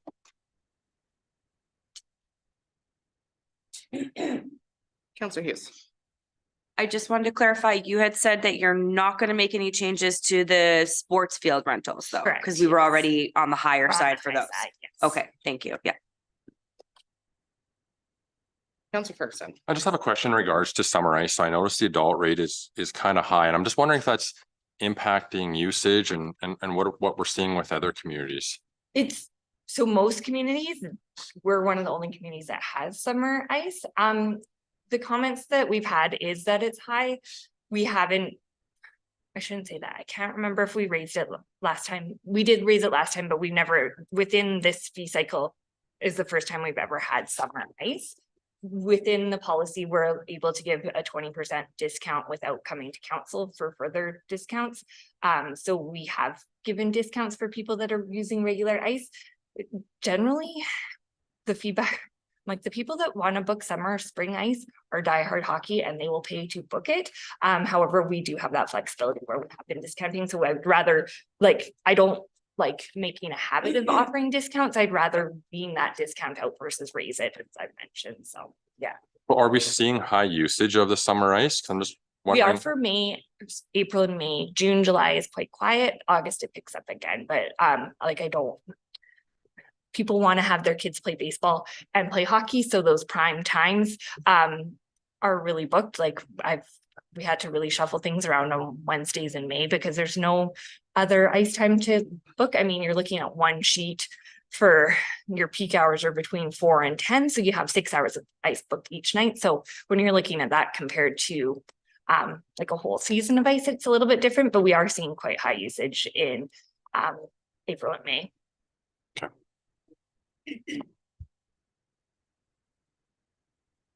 Counselor Adams. I move that council give first reading to recreation facility rates bylaw 11-2024. Motion on the floor. Any further discussion? Call to question, those in favor. And that is carried. Counselor Choba. I move that council give second reading to recreation and facility rates bylaw number 11-2024. Motion on the floor. Any further discussion? Call to question, those in favor. That is carried. Counselor Gramlich. We'll move that council give unanimous consent to third reading of recreation and family rates bylaw number 1-2024. That's it. That's wrong. Number 11-2024. And it's facility rates bylaw. Yep. Perfect. Facility, yep. Any further Yeah, there. discussion? I could read it again with the proper corrections, but I'm reading what was written. Move that council gives unanimous consent to third reading of recreation facility rates bylaw number 11-2024. Okay, any further discussion? Call to question. Those in favor, and that is carried. Counselor Moellem, I'll move that council give third reading to recreation facility rates bylaw number 11-2024. any further discussion? Call to question. Those in favor, and that is carried. Counselor Adams. I move to approve the user fee and facility policy as presented. All right, any further discussion? Call to question. Those in favor, and that is carried. Thanks, Jill. Didn't see. I tried to switch. It's All good. Gosh, Fifth Street Road Rehabilitation Project Contract Award. Never. Good evening, member of council. The purpose of this report is to provide award recommendation to council for Fifth Street Northeast Road Rehabilitation Project. The project focuses on completing road rehab work on Fifth Street Northeast between Third Ave Northeast and Fourth Ave Northeast. The project was supported by the recently completed road assessment task in 2023. The section of Fifth Street is in poor state based on ASTM 66433 standard for pavement condition index. The street suffered significant road-based failure over the years due to inadequate drainage infrastructure to support the overland drainage. The project will focus on completing spot repairs on existing sewer line and manholes as well. A capital budget requisition of 1.5 million was approved for this project this year. Administration also intends to strategically take advantage of this project to complete the work for approved street overlay project on Third Ave Northeast between Third A Street Northeast and Fifth Street Northeast. The strategy is expected to result in significant time and cost savings overall. Administration concluded the bidding process on April 18th this year. 2 bids were received upon closing. Canelson Sand and Gravel submitted a bid of $1.133 million, and E-Construction submitted a bid of $1.149 million. Both the bids were found to be compliant in nature with respect to mandatory requirements, and bid evaluation was completely based on criteria of corporate qualification was weighted on 10%, past performance of similar project was weighted on 45%. Key team members was rated on 15%, and tender price was rated on 30%. The difference between bid amounts is merely $16,060.15 or 1.4% on a project of this scale. Both the companies have ample of experience building roads in the province of Alberta, including successful completion of multiple projects for the town of Slave Lake in the past. Due to such a small difference in the bid amounts between the two experienced companies, the decision making came down to overall bid conformity. Ensuring bid conformity is essential for promoting fairness, transparency, and efficiency in procurement processes, as it helps to maintain a level playing field. Detailed scrutiny of required document was completed. It was found that Canelson Sand and Gravel did not provide resume of the foreman, which resulted in securing 0 points as per the evaluation criteria listed in the document. For evaluating key team members, resume of both project manager and project foreman was required. Providing partial information resulted in partial score. Based on evaluation, the highest evaluated bid was submitted by E-Construction. E-Construction, they have done a lot of projects in the past for town of Slave Lake, and they have been reputable throughout. Council may choose to proceed with the proposed project by awarding the contract to recommended contractor, or do not proceed with the proposed project at this time. Our anticipated project costs are as follows. Construction cost would be based on recommended bid $1.149 million. Construction contingency of 10% would be $114,000. And engineering material cost is expected to be $235,000, bringing the total anticipated cost to $1.5 million. The capital budget of 1.5 million was approved, and the budget was allocated partially from budget was allocated from 3 funding sources. 800,000 was coming from LGFF, 200,000 is coming from road reserves, and 500,000 is coming from sewer reserve. The unused budget amount post project completion will be allocated back to the funding source. All the proposed construction work will be completed as per our infrastructure standards. Once the contract is awarded, a notification letter will be sent out notifying construction timelines and other details to the affected landowners. Timely notification will also be released through our website, social media, and warrant alerts. Administration recommends awarding the construction contract for Fifth Street Northeast Road Rehab Project to E-Construction Limited in the amount of $1,149,430.50 excluding GST. Counselor Adams. So when you're saying you're gonna do efficiencies from this project to do the overlay on Third, is that then obviously utilizing the same company? Yes. Going across, how do you saving that? Just in transportation cost or mobilization costs? It's more like, so what we did is we put the quantity of that estimated quantity of work for that overlay in the bid package itself, and we put it as a stipulation as to that would be based on the pricing that's proposed. So it was not guaranteed that the work will be awarded, right? And we have a budgetary pricing estimate from last year, and we compared those two numbers, and it seems like they are giving us a better rate. And the reason could be maybe it's adding more volume of work to the contractor, and maybe they are able to substantiate. Counselor Hughes. Just kind of curious on this one, the key team members for the scoring evaluation, what does that mean exactly? So we asked for, because, you know, usually our practice is not focusing just on low price, right? We are also focusing on making sure company has, staff members or, appropriate staff members that can oversee the project to make sure it's done on time and provides a success, right? So in that case, key team members, we ask for resume of the project manager and resume of the project foreman, just to make sure that they have adequate experience dealing with this kind of scope. Okay. Right. Yeah. Okay, thank you. Interesting. Counselor Ferguson. Just remind me, I think this question has been asked before, but do we have to give it to the highest scored bidder? Yes. We're 100% obligated to? Yes. So yes, hypothetically, because what happens if we award it to the other? we open ourselves to liability from the other contractor.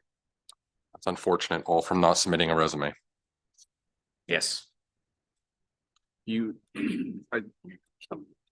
think we did this song and dance last year with something very similar, but I'll ask maybe the same question because we go through so much stuff. We could not award it, right? And re-tender it later on at a date to be named later. But we will have to change the scope. Like, if you just retender with the same scope, then you are just pretty much bid I know, but shopping, maybe right? we do this project next year or something, or you know what I mean? Could we not change it and say we're not doing this right now and come back with something different? I think But we did this even- song and dance. I think we even checked with legal. I don't remember. Jeff probably does. We checked with legal, and legal came with the same thing, right? You have to maintain the transparency project. Like if it was a requirement, one contractor submitted it, the other contractor did not submit it. And the other contractor who did not submit is a lower. You cannot just ignore the fact that, the other contractor have submitted it and you're still giving it to the lower contractor. Our bid process is not unique, though. These are pretty standard Yes, it is a requirements standard across requirements. all. Yep. Like this isn't a. It is- it's it not is a some tentative- weird thing we've decided to throw in. No. Why we did this last year, I think, was because a company submitted late and they were deducted points, but they were significantly cheaper and maybe even had a better track record. So we were like, oh geez, like we might not be picking the right company. Yeah, And- why but- are you questioning it? No, I'm just playing along with Bryce. You're saying Oh, like okay. it's missing something. It's unfortunate for it, right? Just trying to clarify that what we can and can't do with it. Yeah, and I just wanted to make sure that, that submitting a resume is typical. Yeah. It is a typical process for a project, right? And the same company have submitted the resume when they did, other Okay. project in the past, right? So No, that's good. It's a good as a reminder now that we're going into contract award season. With all the budget approved in the capital projects. So it's a good reminder for all of council of what's coming through there. Counselor Moallem. I'll make a motion to move that council awards the construction contract for Fifth Street Northeast Road Rehab Project to E-Construction Limited in the amount of $1,149,430 excluding GST. Fantastic. There's some motion. $100 million. Sorry. That was really enjoyable. There's a motion on the floor. Any further discussion? Call to question, those in favor. And that's carried.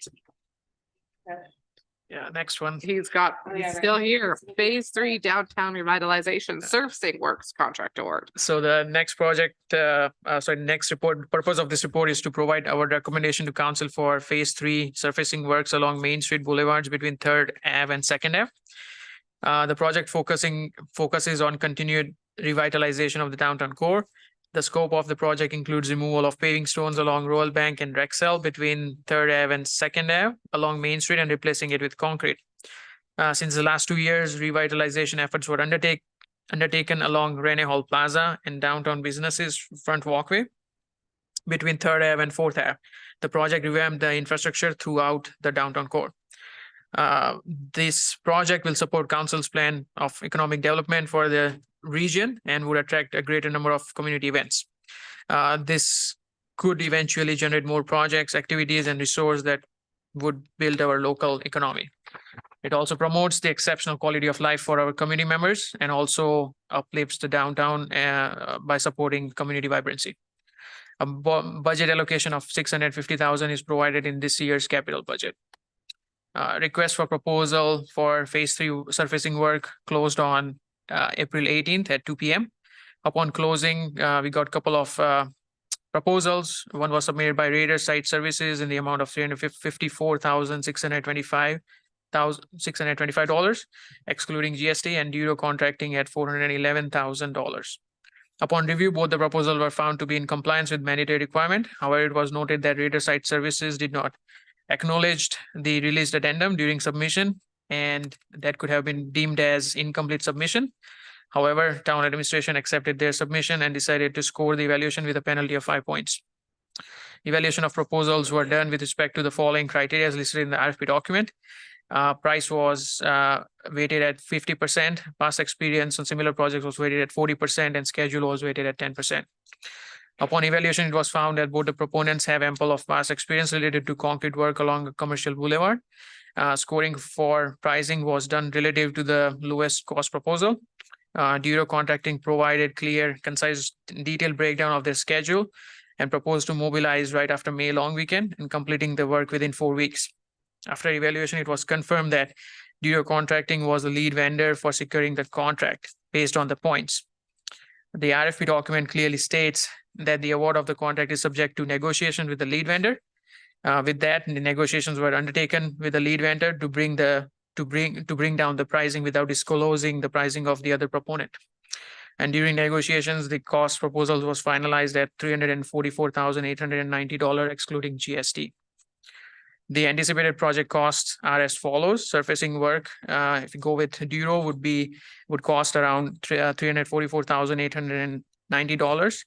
Will carry a contingency of 10%, which would be $34,489. Tree removal and replanting, approx 30,000. Again, that is subject to review from an arborist. Street light upgrade with double David. So upgrading the existing ATCO streetlight standards with the one that we replaced on Rene Hall would cost us around $28,000. Cost to complete Legion Corner would be $35,000 approximately, and that brings the total anticipated project cost to $472,379. Approved capital budget was $650,000. As the project is anticipated to complete under budget, additional landscaping repairing task, which means like topsoil spreading and seeding, can be taken along Main Street boulevards with an estimated cost of $20,000. Late last year, town administration applied for 200,000 grant to support this project. However, the application was declared unsuccessful earlier this month. Due to that, all of the funding for this project will be covered from road reserves. The project work will be done in accordance with the town standards. Open house will be held with the affected businesses along the stretch to provide information on the overall work plan and answer any questions. Website notification will also be sent out, providing information on traffic accommodation plan along the work area. Administration recommends council to award the phase 3 downtown revitalization surfacing works to Duro Contracting Limited in the amount of $344,890, excluding GST. Okay.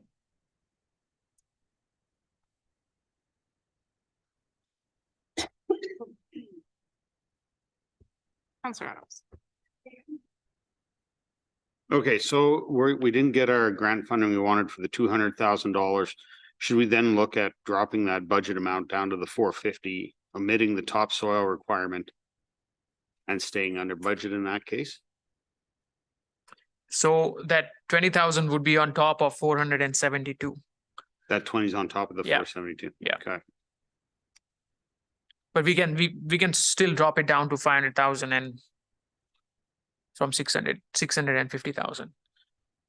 But usually like whatever would be unused from that budget amount would be put back to the funding reserves anyway. Yeah.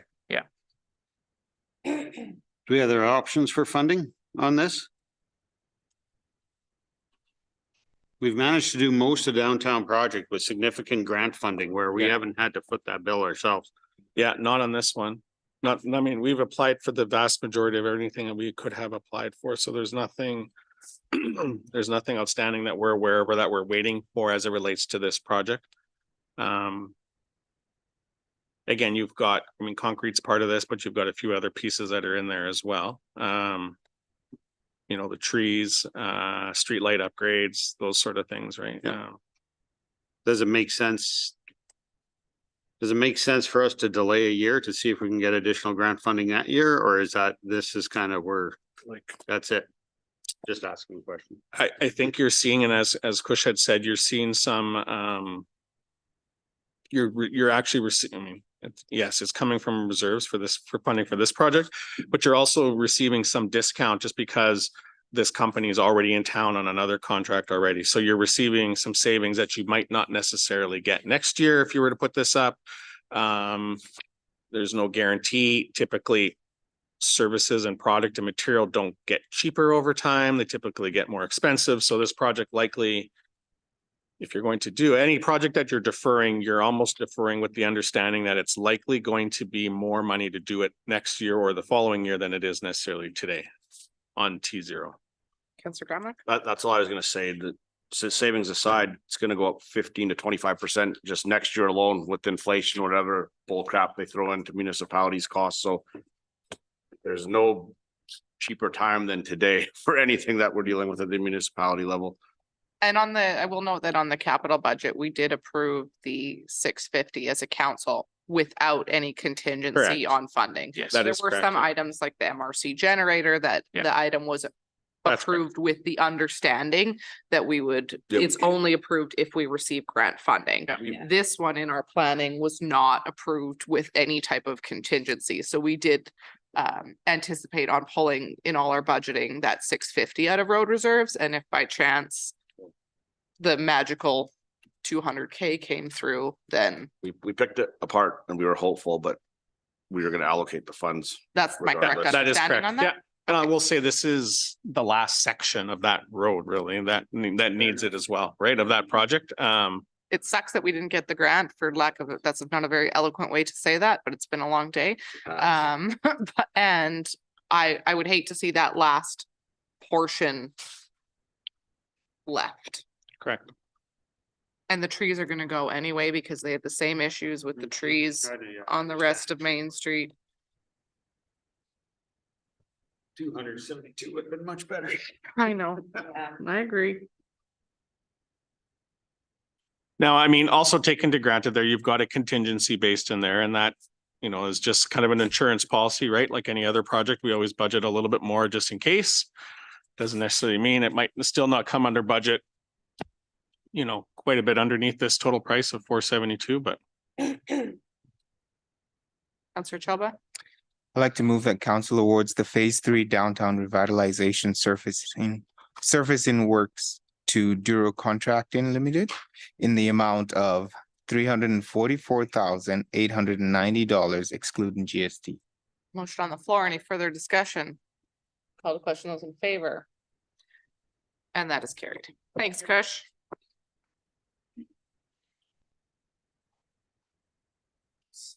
Hi, Alex.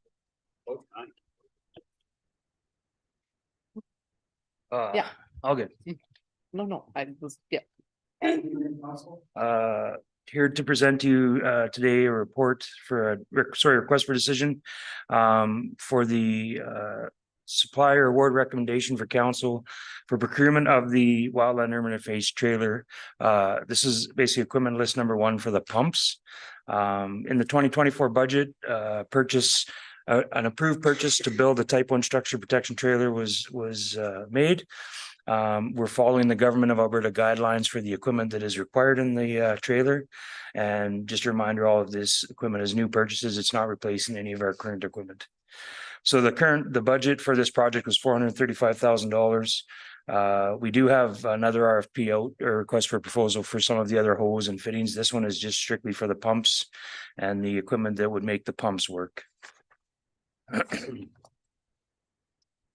So we did send out an RFP, it closed on April 12th. We received 3 suppliers back. One was not a complete submission. The other 2 were complete with warranty information. One had a small product substitution.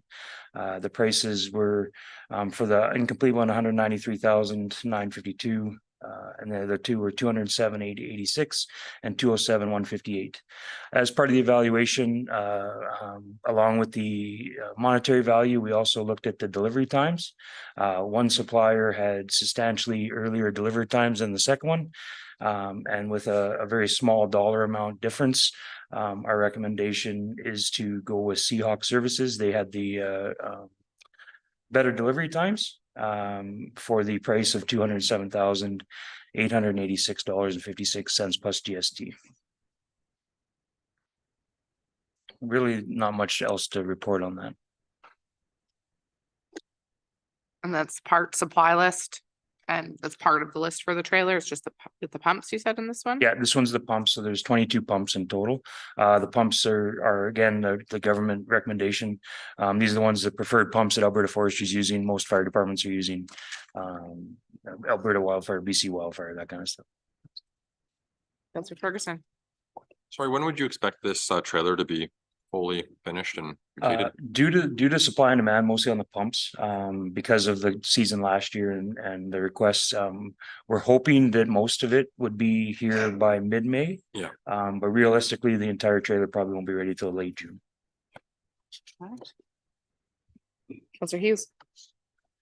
I move that council awards the equipment supply list number 1 for the type 1 trailer to Seahawk Services. Motion on the floor. Any further discussion? Call to question, those in favor. And that is carried. Thank you. Thank you, Alex. All that time for that, hey? Sorry for the long wait. Can we call a 10-minute break, please? Thank you.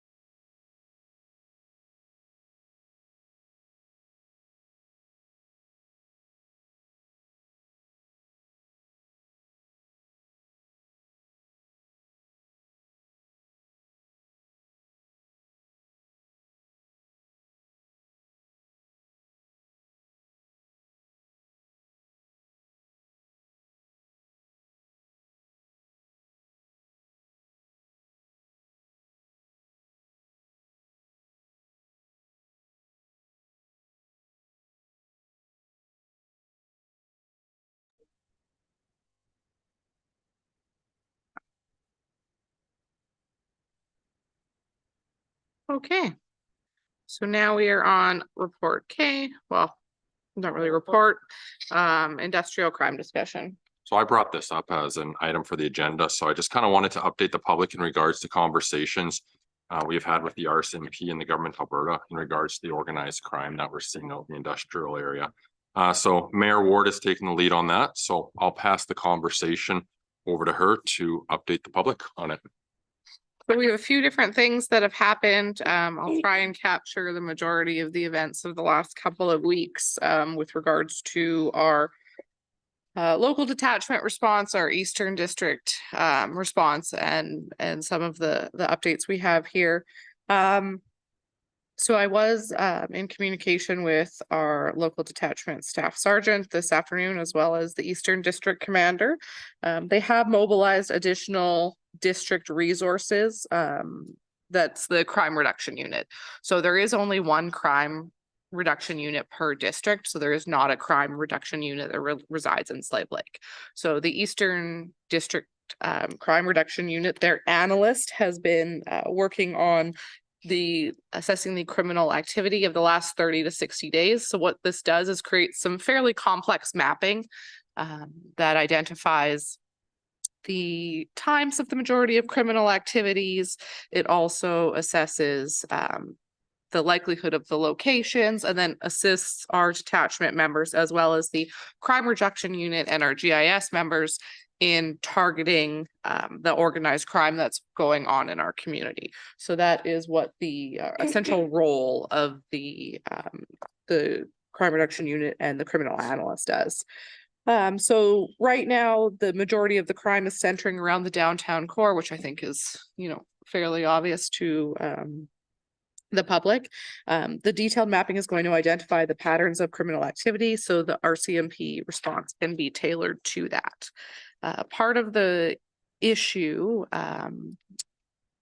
with our increase in property crime has to do with 3 prolific property crime repeat offenders that were released during the same 2-week period. These are criminals who, it's beyond crimes of opportunity. They have made a lifetime of crime as their occupation. And it usually is taking anywhere between 40 to 50 property crime offenses before the prolific offenders are jailed for any substantial period of time. So with the 3 offenders being released in the same period. Sorry, did you just say 40 to 50 times? Yes. So 40 to 50. There was a focus provincially and federally on persons and violent crimes. The courts were, over the past several years, were focusing on those items. And so property crime has jurisdictionally kind of fallen by the wayside a little bit. And I think that can be seen just by following some of the court reports and the statistics coming out of that. So there's been a focus on persons and violent crime, and that's across the province and federally. So my understanding in conversations with the Minister of Justice is that is now changing, and oh man, I'm losing my train of thought. Your prosecutors, there we go. The Crown prosecutors are now focusing on more of a balanced approach that does include property crimes. So your prosecutors that are working in the system now are going to have a little bit of a focus there. The local detachment is also having a focus on prolific offenders, and GIS has made some recent arrests. Those have been identified on the Town of Slave Lake social media page, as well as through Voyant. As far as what your council is doing, we've continued daily contact with our direct line to the province, which is obviously MLA Sinclair, and our provincial representatives. We just had a meeting with Minister Nixon, who is the Minister of Seniors, Community and Social Services, Minister Ellis, who is the Minister of Public Safety and Environment and Emergency Services, the Minister of Forestry and Parks. And this was regarding the increase in property crime in our community, the encampments that are located on provincial land, and public safety. So we are working with our local detachment and the province regarding the flat top encampment to ensure that the camp is removed safely and that we have the appropriate resources to assist. This is a complex problem, and that is, we're working towards multiple parties having a path forward with regards to that. As far as the other encampments that were identified by the public around town, our local detachment members have toured them. And at the time that they toured them, there was no one that was staying in there. We're working with the landowners of the properties with regards to cleanup. The province is acutely aware of our situation and they are working with us. They've put a great deal of effort, resource, and communication into assisting our council and assisting the town with a plan moving forward, as well as our local detachment and Eastern District. The response given over the last 2 weeks has been quite impressive. There have been a couple of problem properties that have been identified over the years with SCAN.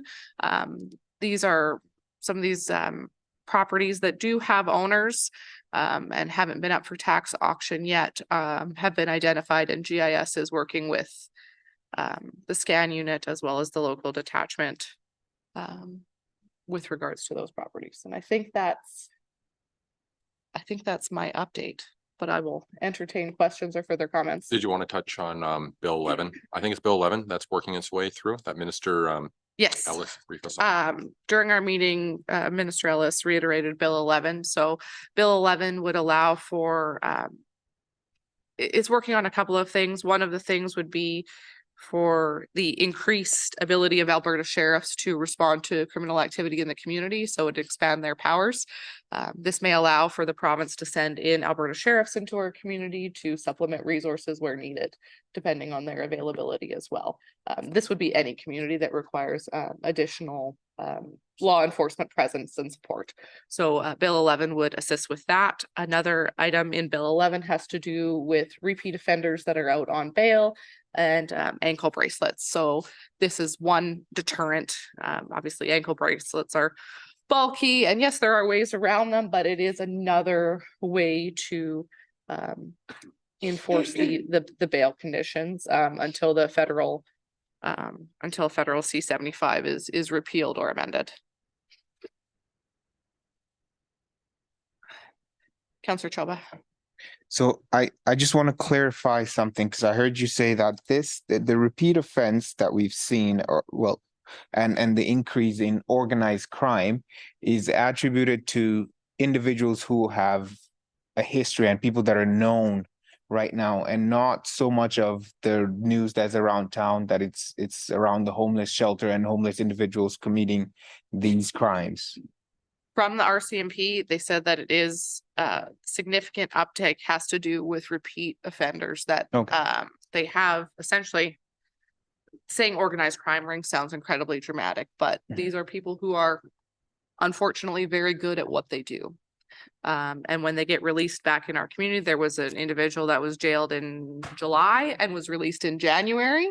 And in that week period that he was out again, I believe it was 3 properties that were hit, same offense. Then he, some of our current individuals at this table were impacted by that. And then he was locked up again for a bit, and then he is back out.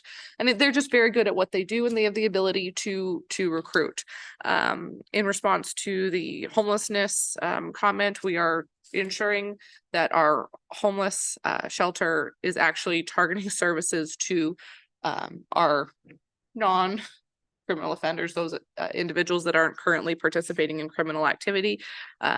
Our shelter managers welcome the RCMP to tour the facility, and they are welcome in the facility, and they have made some arrests at the facility, upon which those names of those individuals then, because we do register all the individuals that access shelter services. So the names of those individuals have moved to a banned list because they are participating in active criminal activity.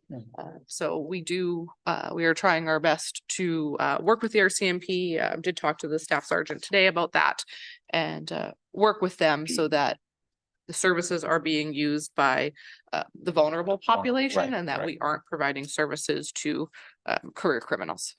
Thank you. Councillor Hughes. In your recent chats with Staff Sergeant or just the RCMP in general, I guess I'm just curious if they've given any indication to seeing a success to having the crew unit here. Like, do we feel like things are slowing down then? Does the data kind of tell us that or any information as of yet? So currently, there's still, right now, we're actually seeing quite a little bit of vehicle crime. So the industrial businesses, there has been a slowdown. There was a week period where there were multiple businesses hit per night. Yeah.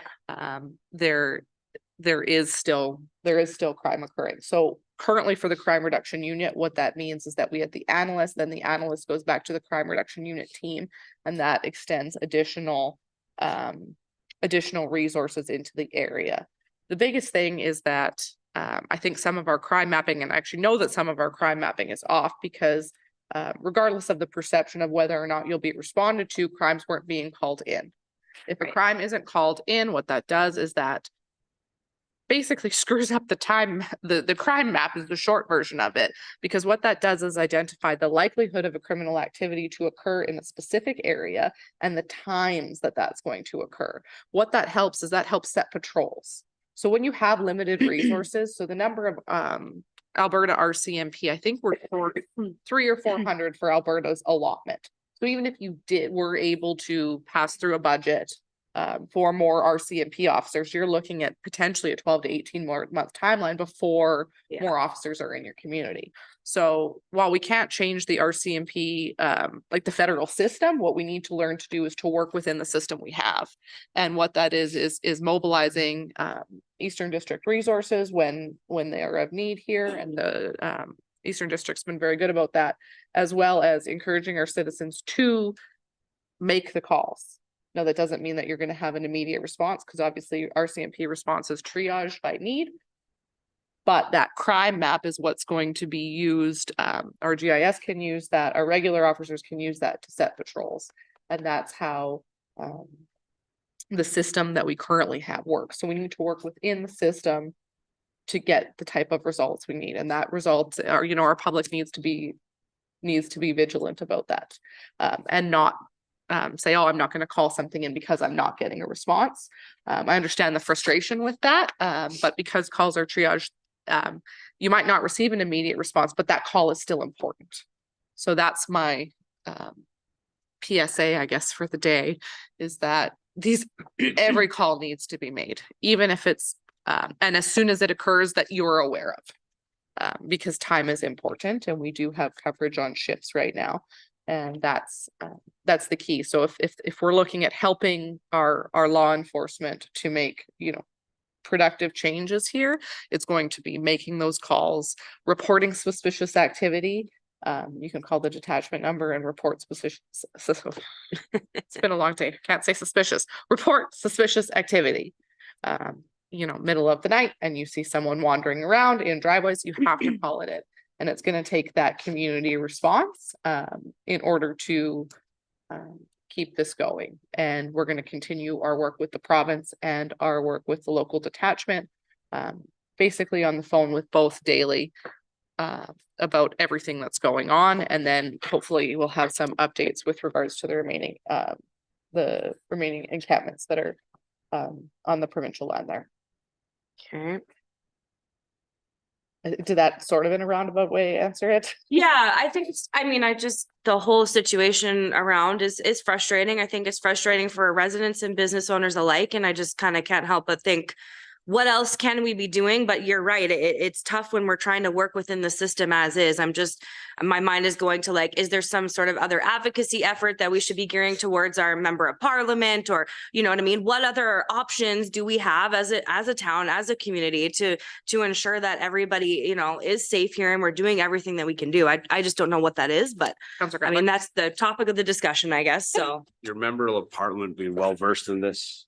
Well, I'm sure he they're is. talking about it all the time, right? It's a country national problem, this I know. stuff. So either it's a change in government, or they really get good at advocating for what they want amended, but I don't see that happening with the current government in power. So you're years away. You're an election away from changes happening through the judicial system. I will comment on that bill C-75 that Councillor Gramlich is alluding to here. It was enacted with bail reform in 2019. Prisons across the country, don't quote me on the date, Joe. I'm pretty sure it's 2019 though. Prisons across the country were overflowing. And so there was some bail reform that basically what happens is it takes a lot for someone who violates the conditions of their bail and repeat offenders to be locked up over a period of time. Now, that's a very oversimplified version. When we're talking to the Minister of Justice, the Edmonton Remand Center is significantly below capacity. 60% is what he said. So while that had the immediate impact over the last 5 years, now we have capacity in our Alberta, and I won't comment on the rest of the country because I don't have accurate data on that, but the Alberta prisons aren't overflowing. So there needs to be a balance, and that's with the Bill 11 that Councillor Ferguson was alluding to is trying to make some changes to that so that if you do violate bail conditions and you have the ankle bracelet, there's monitoring of these repeat offenders when they are out on bail in the efforts to hopefully be able to, for those who choose to continue to reoffend and not rehabilitate, that they will be locked up for longer periods of time because currently they are effectively terrorizing our community. Yeah. So it is a absolutely massive countrywide problem. Not excuses, doesn't make me feel any better saying that. I'm just looking at the parameters that us as a community are working within, and we need to work within our system the best way we can. And I will commend local law enforcement. They have been very good with regards to reacting and with regards to response. And we are collaborating between the town and the detachment to have timely updates and more frequent communication so that the public is aware of what's going on, because I don't think we always identify or celebrate the wins that we do have when we have repeat offenders that are locked up or arrested. So we want to show the community that, you know, the detachment is actively making arrests. If the judicial system lets them out, well, that's step 2, 3, 4, 5 of this multifaceted problem. But the detachment is currently making arrests. So what the public can do, they can focus on reporting things, they can focus on being vigilant, and essentially securing their property. Seems like very basic steps, but there were multiple calls where property wasn't secured. Some of these can be crimes of opportunity. And that's kind of what we can do so far. Thank you, Mayor Ward. Jeff, do you need a motion to set this as information or?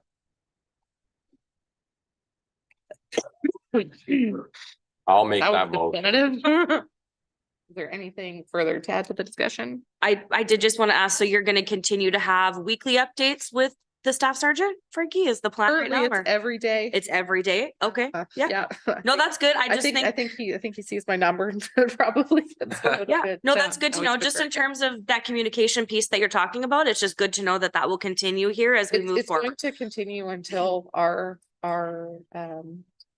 increase in crime reduces to, you're never gonna have zero crime. So I would love to say zero, but that's just not the reality we live in until we resume to what would be relatively normal for our community, for our small town.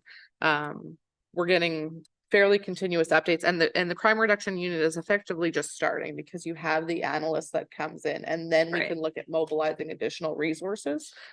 We've made a few updates basically in real time. That's why they've happened randomly and on the weekend and at night. As soon as information is available for the public, it gets out there as fast as we can. So we're trying to use the tools we have available for that.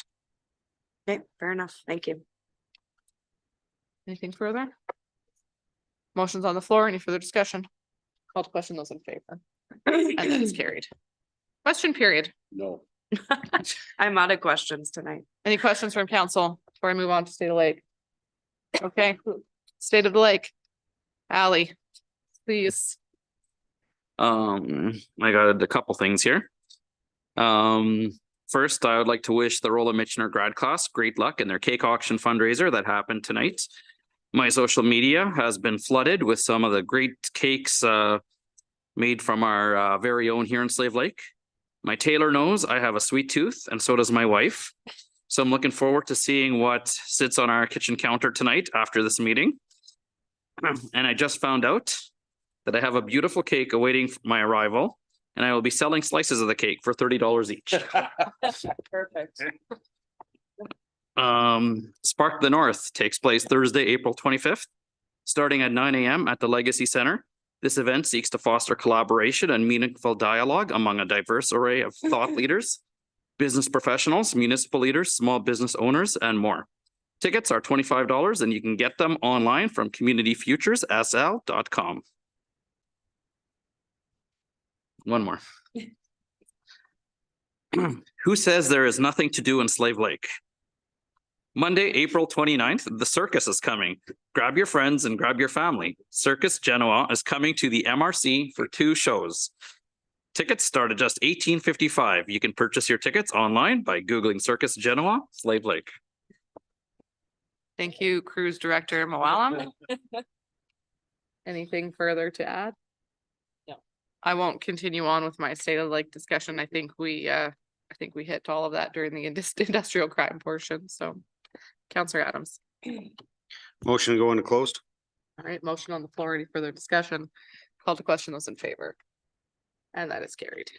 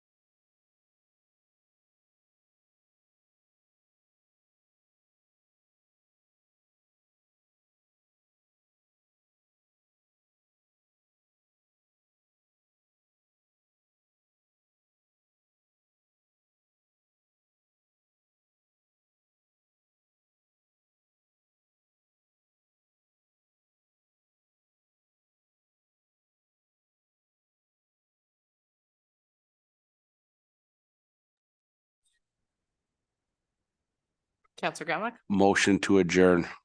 motion on the floor. Any further discussion? Call the question, those in favor. That is carried. Thank you.